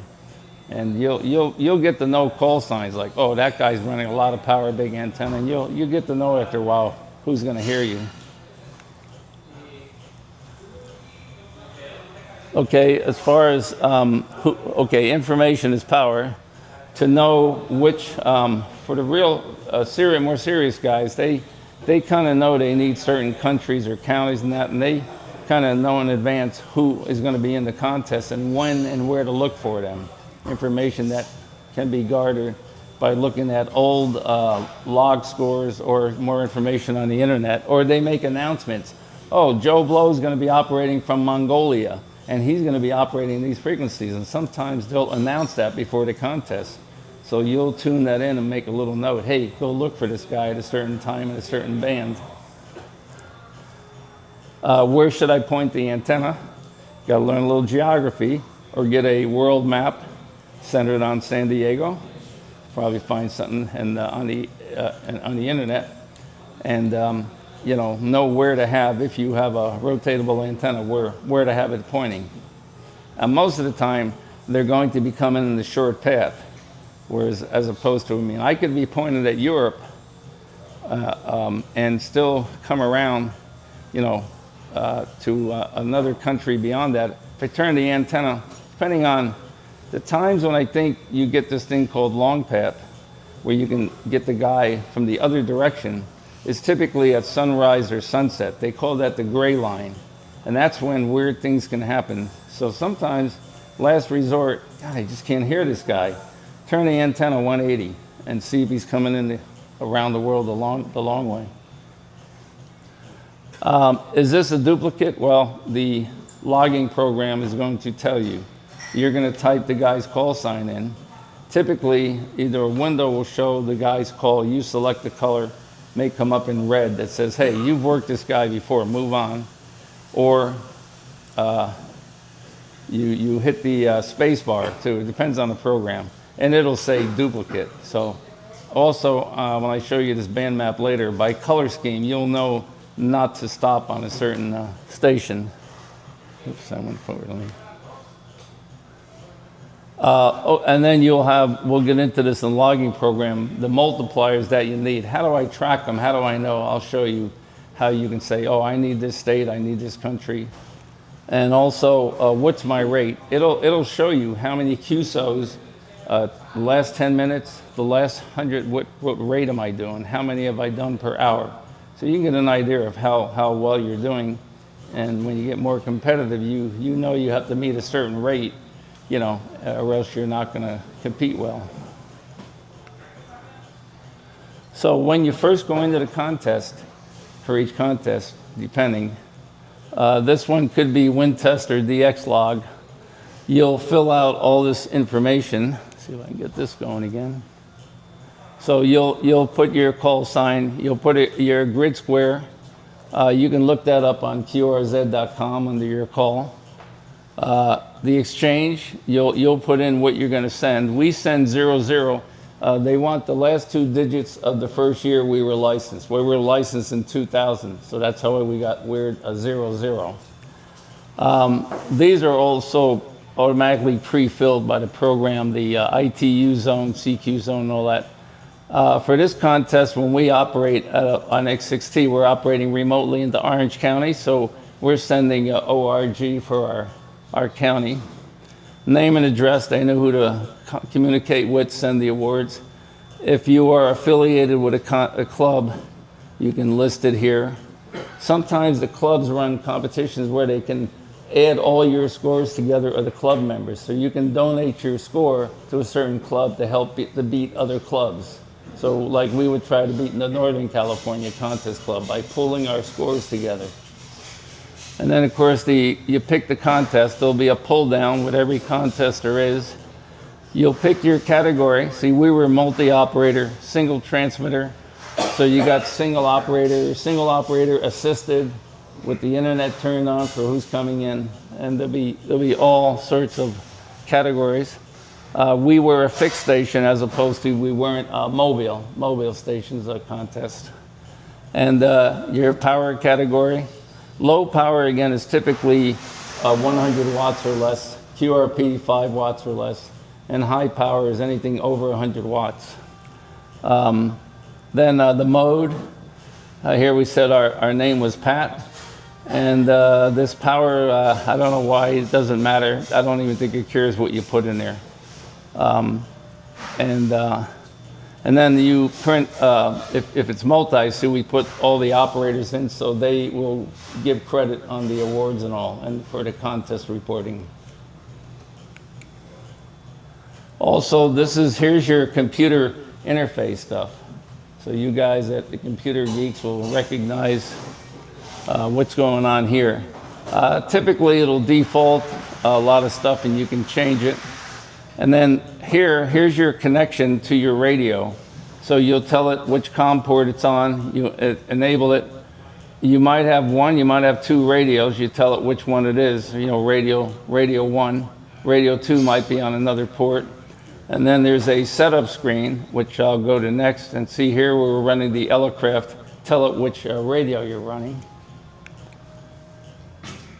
Yeah, so here on this next page, you see we selected the K3, and for the K3, everything is pretty well done, 38.4. Again, your radio manufacturer will have that in the manual for all these other computer settings. You'll learn what to check off and not check off. I'm not going to get into this, it's more advanced, but it's using there. And then for CW, again, where the program keys the radio, you'll have different parameters for the DTR and RTS there. Okay, so here is a program called WinTest, which we were using up to a few years ago. We have gravitated towards DXlog, and you can hardly tell the difference. WinTest was done by a couple of French guys. They very seldom update. You can't get in touch. It's kind of fading out because they're not supporting it as well and updating it. Where DXlog is sort of like WinTest, but with constant, almost daily updates and all. Now, what you see here is you got a band map over here. You can turn this window. You can see where the sun is and where nightfall is and where the quote unquote gray line is. So right here, you know, a perfect example, if you're trying to work India, you know, you might, if you're down in the eastern United States, have a good shot at it because look where the sun is going up and down. So you kind of want to know where this is and also who's in night. So you don't want to try and work Africa on 10 meters at this time. It's the middle of the night. I mean, there are weird openings, but not a good idea. I told you before, the program will tell you how many QSOs you're doing. Like right here, this guy, I can't see that font, but so many QSOs per hour for the last 10, the last 100. Also shows a histogram of your rate at different hours. And also tells you down here, is it worth for you to stop CQing and you see on this band map of stations that are on the air, you notice some of these are green. Those are typically more points, better multipliers. And you say, well, do I want to go up there and try and get this guy? Is it worth it? And this tells you right here, if you get a new, come on, this mouse is, new multiplier, like here, one multiplier up there is worth a heck of a lot of more points than just a QSO. It looks like a QSO was 1,000 something points, but if you get a multiplier, that guy could be worth like 11,000 points. So you might want to spend some time trying to get that guy, you know. Okay, then you have the multipliers are here. Here's a this was a worked all zones contest, and it shows it by band and what zones of the world from 1 through Chris, it's being covered up. There's 40 zones. And the green check mark shows all the bands and all the zones, and obviously no check mark, you need that zone. Other information is, when you type a call down here, like this guy was just getting ready to type in a Argentinian station. I can't get the mouse over. Notice he started typing LU1, but he couldn't quite get the guy's call. Well, notice these two windows up above here, right above, come on. Notice it put LU1A in one window and then a whole bunch of LU1s. What it does is it looks at who are the most likely guys with an LU1 call to be contesting. So it kind of gives you a hint. Oh, listen to see if that's LU1A. But then if the guy, suppose you heard LU1A and then something, next letter. Well, he could be somewhere in that bottom window. Then you start looking at, what's the wrong one? You start looking at the guys in this bottom window. So here's LU1A, but you might have, I'm trying to see if there's an LU1A something. Yeah, not a great example there, but might be another letter, and you kind of tuning your ears to if he's fading in and out to see if that's that guy. So you get some help in the program. Let's see what else here. Okay, there's also tells you when you have a multiplier on bands, like for Argentina, it said this operator had already worked Argentina on 10, 15, and 20, but notice on 40, 80, and 160 meters, there's nothing. So he did not have a multiplier of Argentina for those bands yet. And down here, this is your summary. It's showing how many QSOs per band. If you, by accident, work the guy twice, that's called a duplicate. You try not to do that. But sometimes guys call you and they insist you're not in their log, so you got to work them and put them in as a duplicate. And then you can see how many countries you have on each band. DXC is DX countries, and the CQ are the, I believe, the different world zones here. And then it has a breakdown, how many points you have per band, and what is the average points per QSO. Let's see. And of course, like I said, here, if you want to search and pounce, you can't see a line cursor here, but you can see who has been spotted on the bands, like what station is probably there. And you have to listen carefully. Sometimes, if it's on Morse code, they're fairly accurate. The internet picks it up and posts it just by you calling CQ. On sideband, there's nothing listening to the voices yet. That's coming. Probably AI is going to help do that, but everybody, different language. They're all English, but with accents, it gets tough.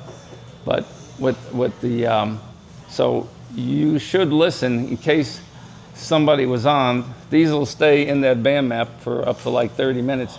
Maybe that guy left and somebody else came on the frequency and took over. So always check that that's really the guy you're listening to. So yeah, this is, again, the band map. And it shows it shows the frequency and which station, and by color, whether it's worth more points. And I'm trying to see why it has a number after the call. Could have been his last serial number or something that got reported. But there'll be other information, and you can turn that on and off. You can tell it what information you want it to report. Whoops. What did I just do? Okay. Now, this is, let me see what I just did here. Okay, so this may be another program that looks similar. And yeah, and then this is a different setup for multiplier. Notice in this contest, the multipliers were states and provinces. And all the black ones you've already worked. And so right now he needs, like this one, you needed counties. SB, Santa Barbara, a tough place to work. We skip right over them, not a lot of operators. Then down here, VE2, Quebec. And then they broke Ontario into Ontario, Canada, North, South, East, and Greater. So you can see, and these are hard, VE8 and VE9 Canada, Northwest Territories and New Brunswick are tough to get. So you keep track of what you need here and who to hunt for.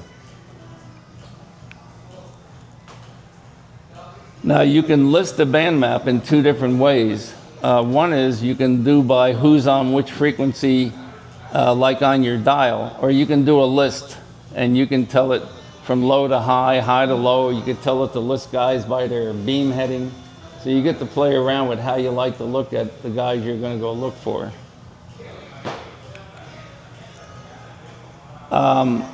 This is what's going on the internet network, the packet, they call it packet. And you can go off to this window and you can, first of all, you can come down here and you say, hey, I wonder what the conditions are. You click on show WWV, it'll show you what they call the sunspots, solar flux that is. This is the time of day. This was at 0600 Zulu. The solar flux was 159. Obviously, the higher the better. The A and the K index, you can do the rest of your life studying how those numbers and the sun and the sunspots all affect.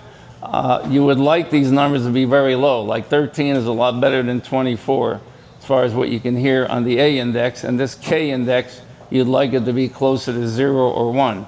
It also tells you if there's any activity going on with the sun that could affect you. Minor, major storms, G1, R1. Again, you can spend a lifetime looking at that. You can also tell your computer program to refresh and hit this. This says show DX100. Show me the last 100 spots that was told to the internet and refresh my screen. And you could also, if you're looking for a multiplier, what I've done down here is I needed, like this guy, N6RA, I needed Santa Barbara. So I put his call in that hot button. And I needed Canada, certain province. So I put the Victor Oscar 2. I could click on that button and then watch in here. And if the guy has been on in the last so many hours, it'll show you the last frequency and time he was on, and you go looking for him. Again, if you operate this, you are assisted now. So you operate into a different category, as opposed to guys that they just listen, they don't know who's where. Okay, get the exchange right. Again, the exchange is unique for each contest. Obtain it from the rules, or just listen in the contest and figure out what they're giving if you couldn't find a copy of the rules. Like I said, for NAQP, it was the name and state. For field day, category 3A, I mean we have 3 stations, A category. And then the section here is San Diego. If you need to ask for, obviously that was for CW, send again, repeat, tell the guy to repeat what he sent. QSL, confirming. If somebody asks you to repeat a piece of information and he says to me, is that N6KI calling? Don't go, yeah, N6KI. If you repeat the call and he's having trouble hearing you, by you repeating the call makes him think he copied it wrong. Just say QSL. Once a guy has your information and he has it correct, just say QSL. And you don't have to repeat anything. You repeat it, and then the guy may think he must have sent something else. Consider a vanity call, like I talked about, for obviously less letters you have to say, WA6, what is it, NVL Ray? As opposed to N6KI. See, I don't have to get 3 more letters. Okay, so your operating methods, I guess, were call CQ, go to a frequency, listen, look at the band map, and always ask, is the frequency in use? Because somebody could be on transmitting that you don't hear, but you only hear one side of the conversation. So always make sure that the frequency is clear before you call CQ. Make your CQs short. So CQ contest, November 6 Kilo India. Don't CQ contest, CQ contest, CQ contest, November 6 Kilo India, November 6, you're killing yourself. Just, they'll pick it out. And then in between, don't wait too long if I go CQ contest, November 6 Kilo India, CQ contest. So I leave about 1.5 to 2 seconds. I don't leave 5 seconds because they'll tune the dial. They'll tune right past you. They'll miss you.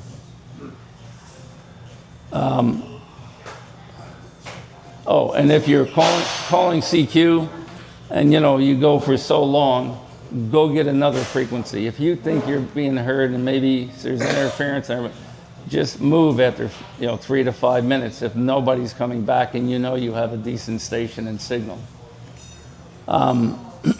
Searching and pouncing. Which way do I tune? A lot of people tend, when they don't know, to tune from the low end of the band up. Well, if everybody's doing that, you're all jumping the same pile up.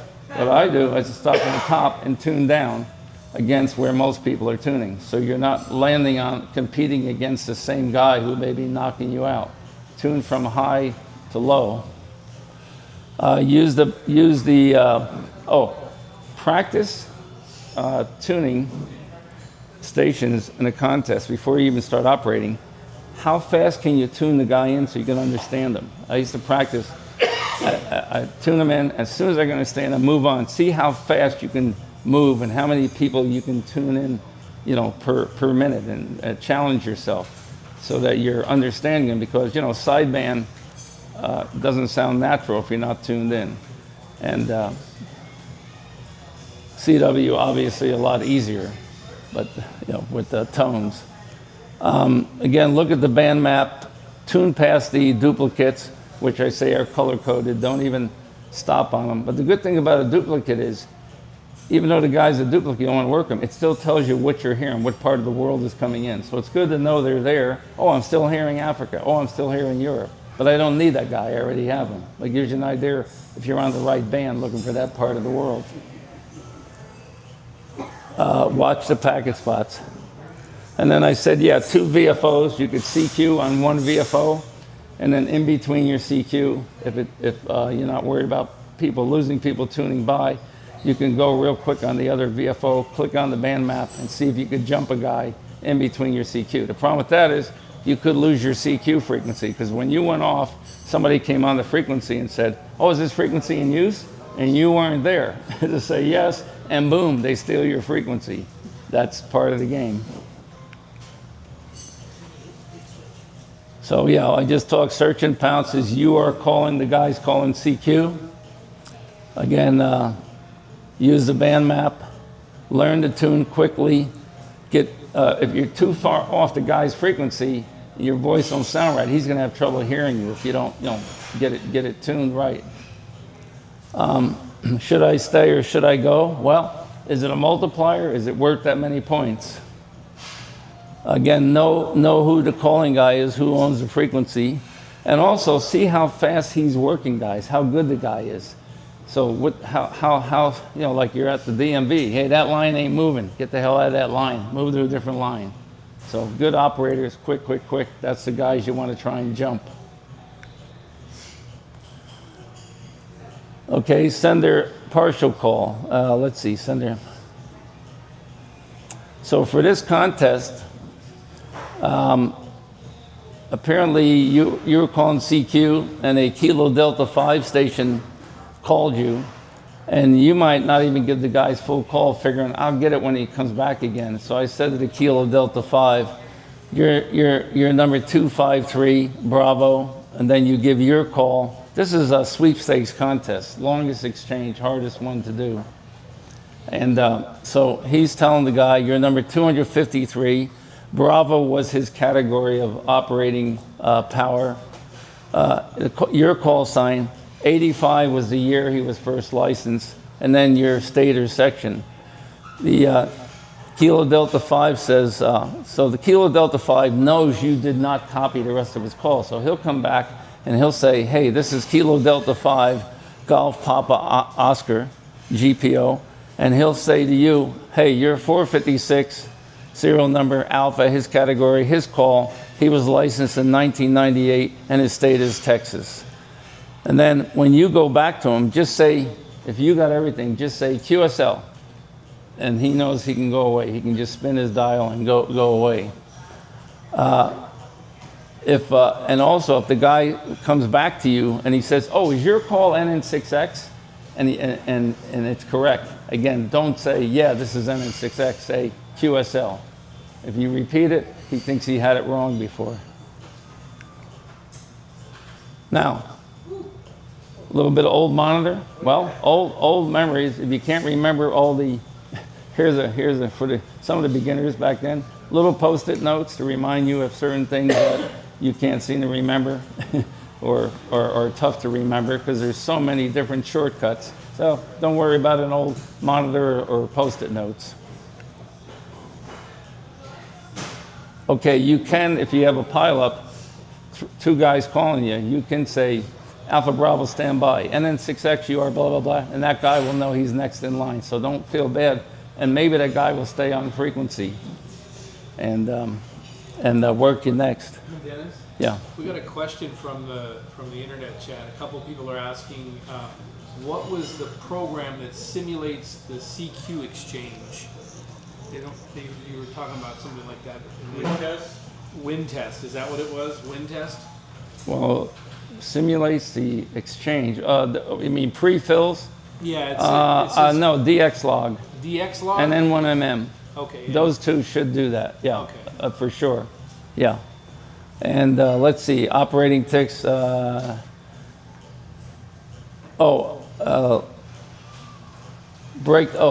Techniques for breaking up the pileup. Sometimes you just wait, and there'll be 10 guys calling, can't understand nothing. You hear this little lull, and you throw your call in. Or there's confusion, and you can tell the guy didn't get any of them, and you just throw your call in. So you got to be intuitive. But don't throw it in if the guy said, "Oh, the Alpha Bravo station," and you're not Alpha or Bravo. Don't call in, because that guy could hold that against you and not work you. Again, this is on CW. These are what you would send if the guy's a duplicate. You can send QSO before, or you can send again to repeat the exchange.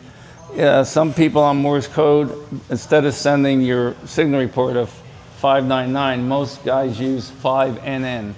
They use like DIDA for the number 1, dotted for the letter N for the number 9. So send 5NN. You'll hear 5NN. What is that? So instead of sending 599, the 9s are long. Da da da da da da da da. Waste a lot of time. So they use cut numbers. And also, if they're sending their power, they'll send 1 TT. T they use for 0. Da da instead of da da da da da da da da da. So you'll hear that.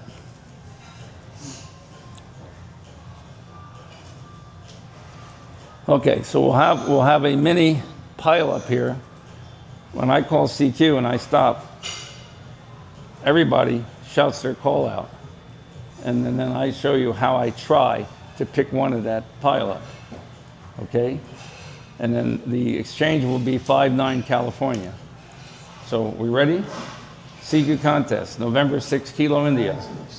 Alpha Golf 6 Kilo Alpha. Well, I need a whole bunch of you. That wasn't a pile up. So throw your call. Ready? CQ contest, November 6 Kilo India. K6 BBW. Alpha Golf 6 Kilo Alpha. Yeah, station with Alpha Golf. Alpha Golf 6 Kilo Alpha. Alpha Golf 6 Kilo Alpha, 5-9 California. QRZ? N6NY? N6NYX, 5-9 California. Report. Thanks. November 6 Kilo India. N6 BB. 5-9 San Diego. 5-9 California. Anyway, so yeah, you quiet the rest of them. Now, if it's 100 Italians calling you, you're screwed. They won't shut up. My cousins have the worst discipline. They all cover each other up. Okay, so after the contest, what do? You post-process the log. You can click on the program and say, hey, check my log, look for errors that I might have made. It'll show you, it'll suggest to you, hey, there's no such call signs or something like that. Or you didn't fill in a line properly. And then well, we used to merge logs when we had like field day, put all the logs into one log. You don't have to worry about that. You again get the generate. You click on I save Cabrillo format. That when you go to the rules, it says where to email that in. And I save. I always save an ADIF because you can use those for contests for countries, states, things you need, and import it into, if you have a program that tracks awards, worked all continents, worked all states, or whatever. So you can put all your contest QSOs in your award tracking programs using an ADI or ADIF file. Then it used to be watch for the results of the magazines. Now you just go on the internet and they put them out. There's after the contest, you can go in where it's an unofficial. People will report what they claim they have, and it's called 3830 scores. And you can see what people think they have before the logs are all checked against each other, and you get penalized for mistakes. You make a mistake, they might take 2 others out. So the rules tell you. Yeah, but people are fairly close to what their score actually was. So you can see how you think you did against your competition. Then within a few months, anywhere from a couple of months to 6 months, the official rules will come out by the sponsor.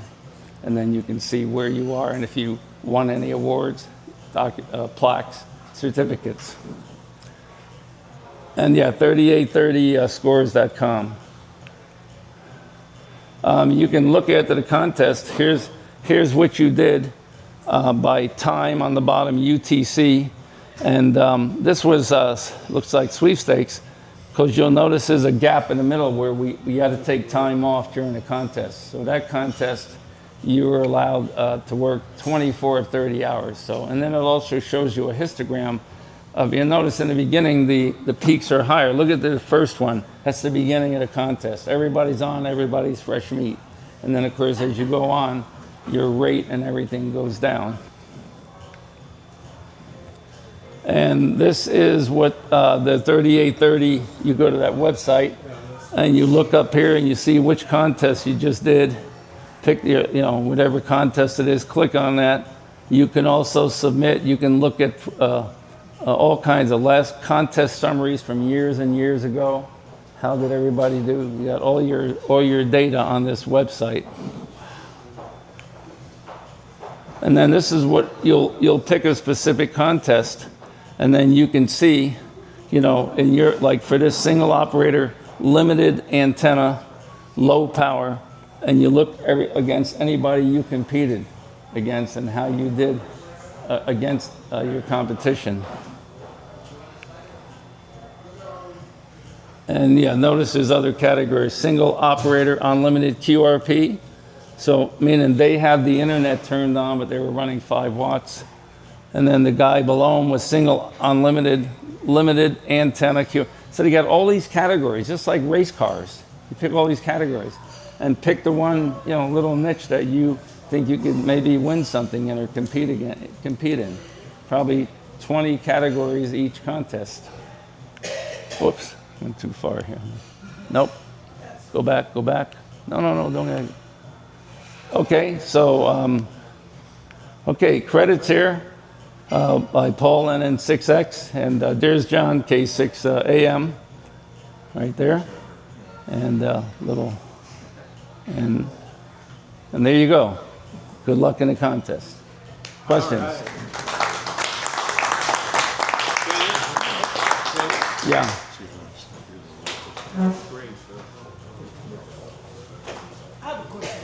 A lot of people I know use ham radio devices. Is that a viable contest use software? I've never heard of anybody using it for contest logging. Not that you can't, because if it'll log the who it is and what time and what band, so it has to know so you don't work the same guy twice. Yeah, if it has a duplicate checking, you can use just about anything. I use my contest program for just my general logging because I don't care about awards. I just like it, and I just want their call and when I work in Woodband. And I save an ADIF file in case I ever want to import it into a award tracking program, which there are many of.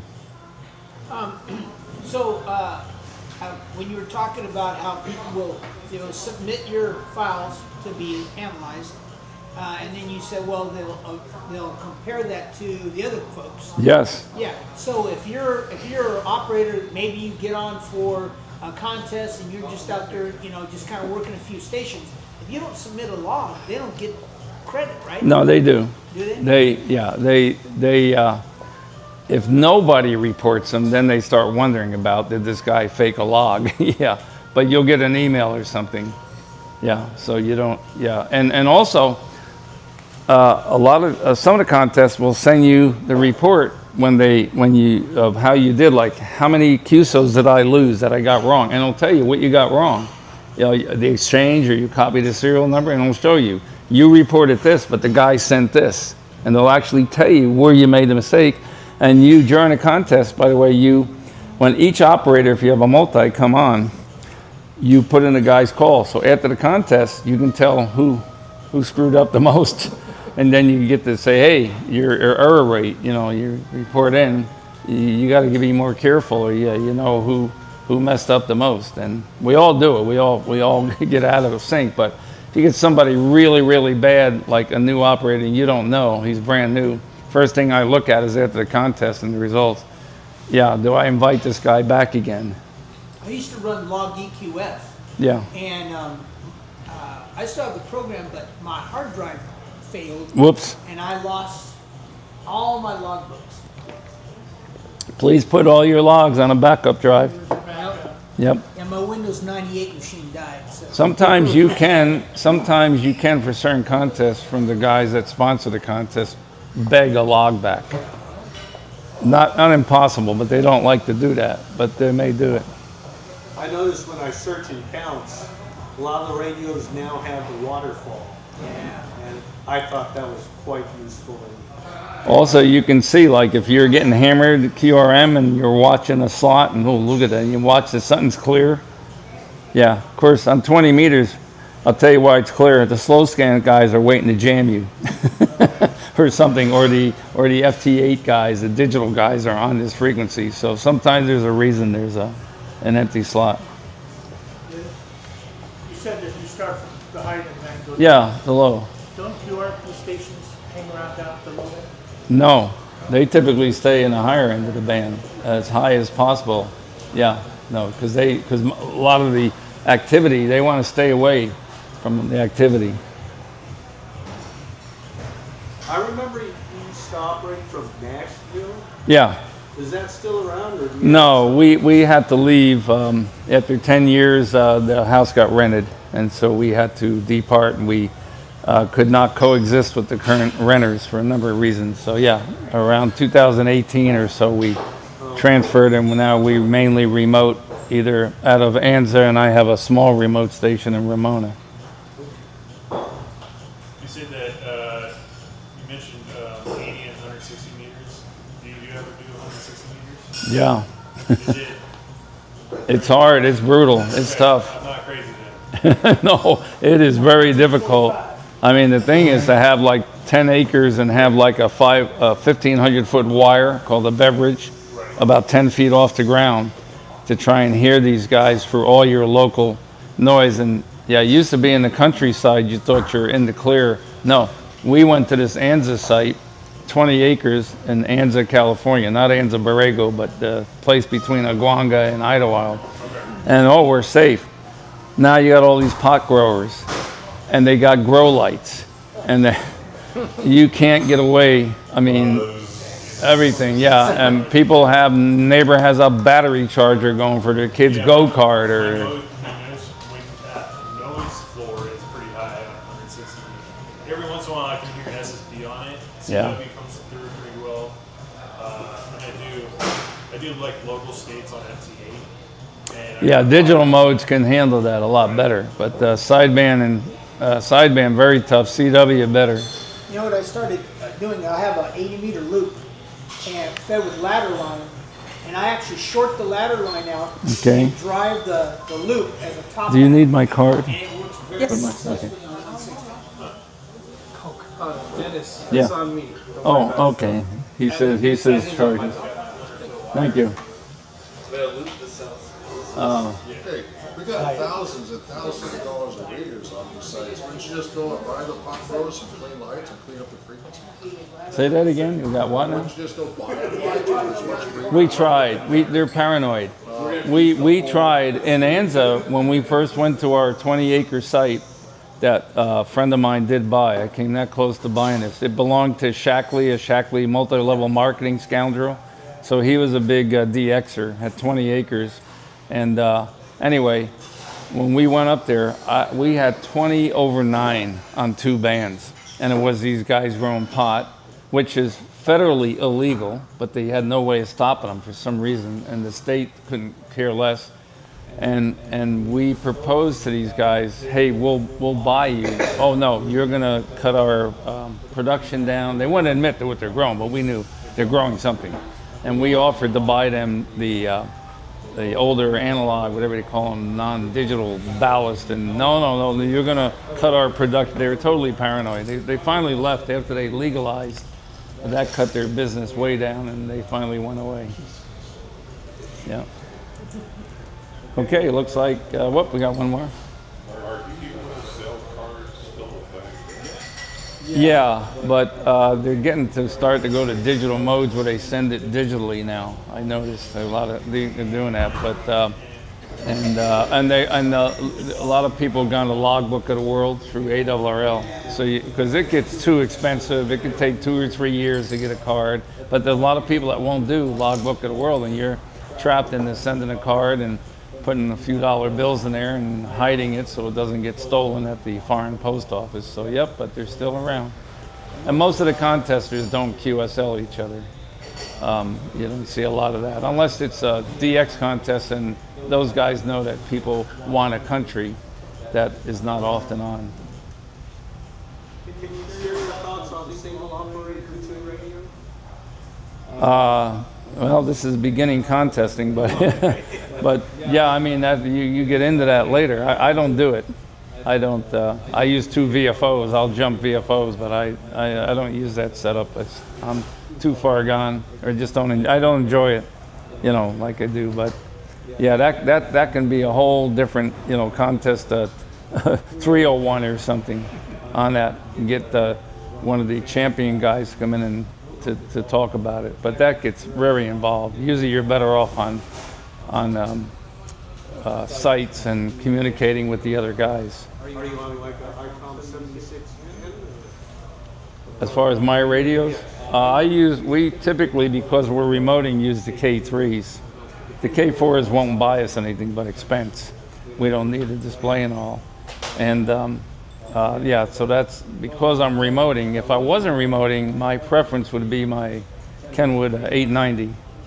Yeah, I used to use the ICOM 7800 too, but the 890 is also, but they're all good. I mean, they have fantastic radios. I mean, I'll tell you, these 7300s just sound fantastic, got beautiful audio, but they can be, the receivers on some of these SDRs can get crunched with very high signals. They're not much of a receiver there, so you don't see serious contesters running the bottom line rigs. So they'll have 7610s or FTDX 101s, and they want, if you want to see which radio top rated for keeping especially interference out and best sensitivity selectivity, Sherwood Engineering.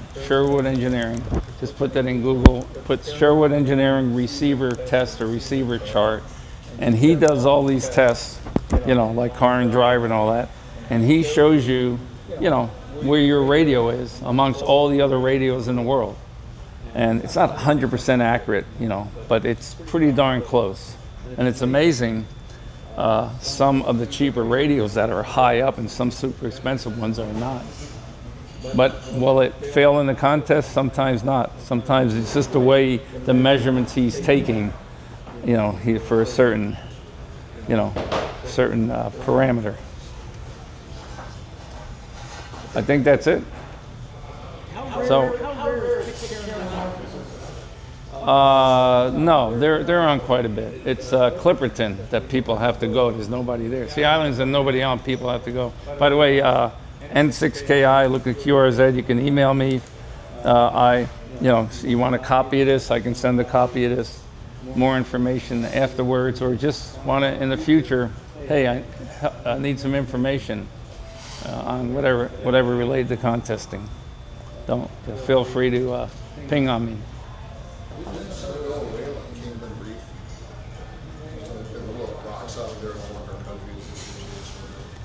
Cayman Reef? I don't think it's Cayman. I don't know if it's Cayman, but there are places where they actually set these things in reef. Oh, the big thing now is where it's hard to set up or where it's too torturous, like Clipperton's 100, 110 degrees and you kill the operators. This one that was just on, the Secchio off of Puerto Rico, this island, they're operating, they put the radio in a box on the island and the guy, through internet connection, through Starlink, whatever he did, and there's no operators. The radio's there on the island, so it counts. You work the island, but he's sitting on the boat operating it remotely. So there could be a lot more of that coming, because some places, there was one expedition, they were trying to go Scarborough Reef. It's contested by countries. They actually, a bunch of guys got killed by the North Koreans or the Chinese, they just blew the boat out of the water, these guys. So yeah, there's reasons why you be careful where you go. And also, you may not want to torture yourself to be on the island. Just get the equipment set up and then get off and stay on the boat, stay warm, stay rested, stay hydrated, and operate. Yeah, they're very difficult to get on. It can take years to get permits and all that too. Oh yeah, it's they can be very difficult. And there is a list of the top places needed, in the world. There you go, top VX countries needed and reasons why. They're very hard to get. So right now, was it Beauvais coming, 3Y0X? Has just gone on. It's about 145 degree heading off of between South America and Antarctica, somewhere down there. I have not heard them very well, even with my big station. Not the remote, but my 4 elements at 70 feet. They're kind of weak. I don't know what their antennas are. They're pointing the wrong way, or propagation, but I haven't heard them very well. Yeah, I heard it once, but he, just as I started, got everything tuned in, and by the way, when you're calling these expeditions, very seldom, if ever, will you call them on their frequency. You'll hear them say the word up. It means they're listening up frequency. Now you got to figure out where they're listening. And that's where the other VFO comes in handy, because they'll call CQ or they'll give a call and then go to the other VFO. Most of the stations stay 1 to 5 kilohertz up. Well, I've seen some of these go 20 kilohertz up the band, but mostly 1 to 5. Tune the other VFO that you hear the guy. So if he says N6KI, you're 5.9, and then go to the other VFO and then see if you hear me say N6KI, you're 5.9. And then, oh, that's the last guy he heard. And then you make sure you got your split button turned on so you don't transmit on his frequency. You transmit 1, 2, 3, whatever, 5 kilohertz up. And sometimes on that packet network, guys will say worked up 1.2. So if he was on 230, you set your other VFO to 231.2 and you'll be on the frequency the last guy worked them. But that guy, it's a moving target. He may be jumping up and down, or he may be staying on one frequency, 1 up, 5 up. So you have to figure it out by listening. Okay, I think we're all done.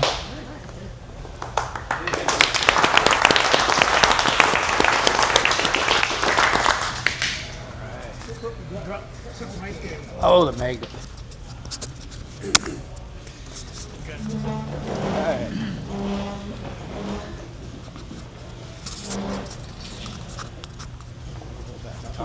Okay, very good. Thanks.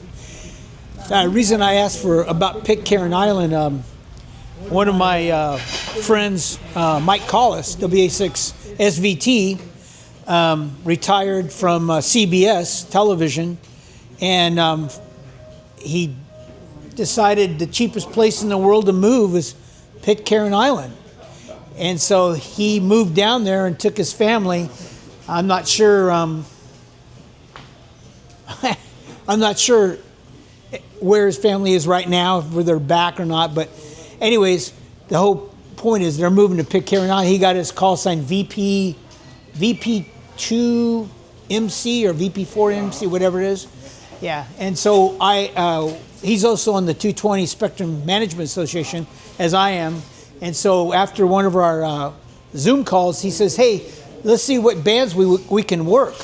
And that night was great because we started on 10 meters and I worked him all the way up to 80.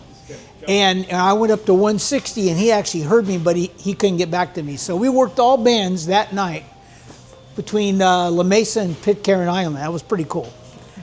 In all my years, I'd never done that before. So, okay, we ready? Mike? You not ready?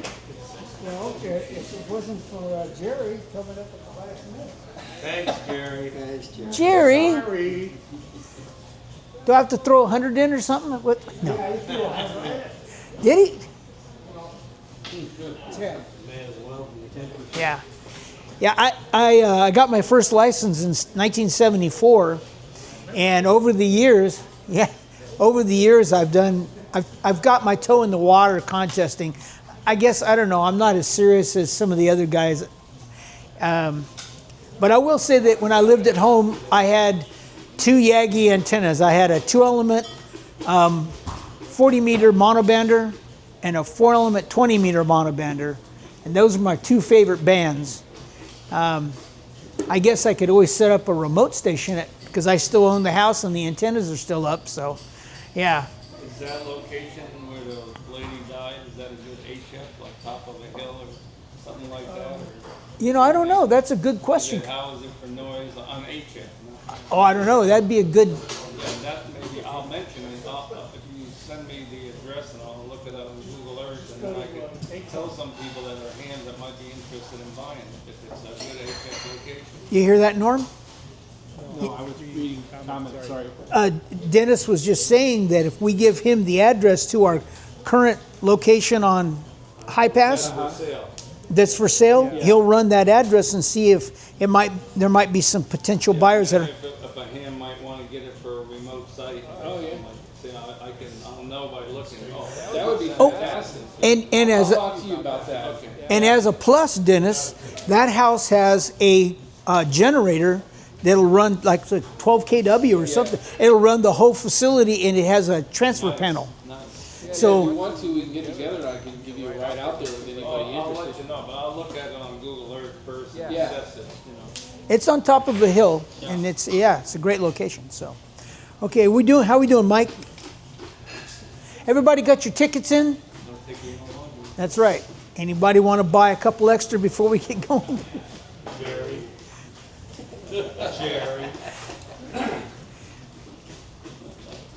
I'm done. Okay, all right. Where do you want to draw this, man? Let's see. Who can we get here? We're going first. You ready? Let's do the handheld first. Okay, let's have Dennis. Dennis, reach in here and pull us the ticket.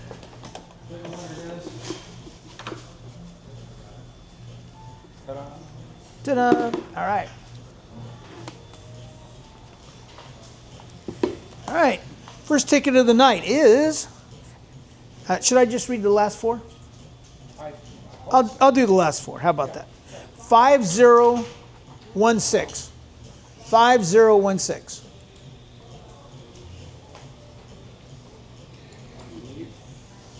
$5016.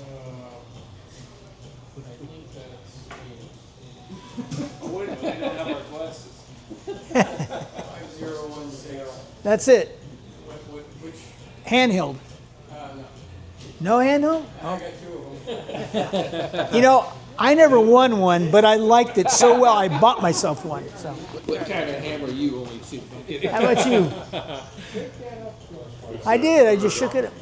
Yeah, right. All right, here we go. Next ticket. 5053. 5053.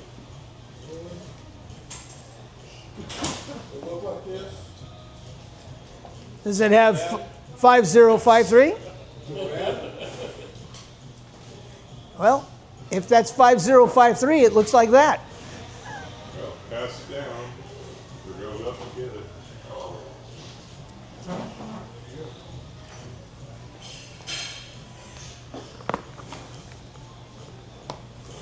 I'm sure everybody in this room has about 4 or 5 different handhelds, right? I have. We'll go like that. We'll go like that. We'll go like that. Okay, rip that thing off. 5.3. 5.3, yeah. Boy, that's a name from the past. Yeah, he said everybody has a handheld camera, so not if it was Harvey's. Hey, whoa, come back. Thank you. Pull a ticket. Pull a ticket. I don't have a pen. Just pull a ticket.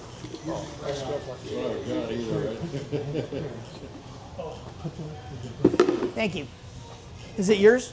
I don't know. Oh, I thought you looked. I've done that. That's not yours, I don't think. 5028. 5028. 5028. Tri-band mobile. Mobile. Hey, that's a good one. If you don't want it, I'll take it. I don't want it. Is that the 578? You verify, right? Yeah, that's a good one. 5028? Yeah. Okay. Yeah, there it is. Yeah. Tri-band mobile, it's good. I got it. Okay, that's it, right? This is it. Okay. All right, this is the last prize of the night. Don't drop it. Yeah, please. We're again, send us a note. Let us know what kind of prizes you might be interested in us within region. And we'll go. All right? Thank you all for coming. Yeah, you're welcome. You're welcome. Thank you all for coming. Thank you for Dennis to come. Great speech. For everyone listening on the live stream, have a good night. I'll publish the live stream and leave it there so you can rewind it, replay it, share it, all that kind of stuff. Please do like, subscribe, and smash that alert bell button so that you're notified on my next live streams. Check out the Sandra website at http:// why did I say that? Everybody knows that part. But it's sandra.radio. Sandra.radio. We have nets on certain nights of the week. There's a calendar there, so please do check it out and also become a member of Sandra. We look forward to seeing you.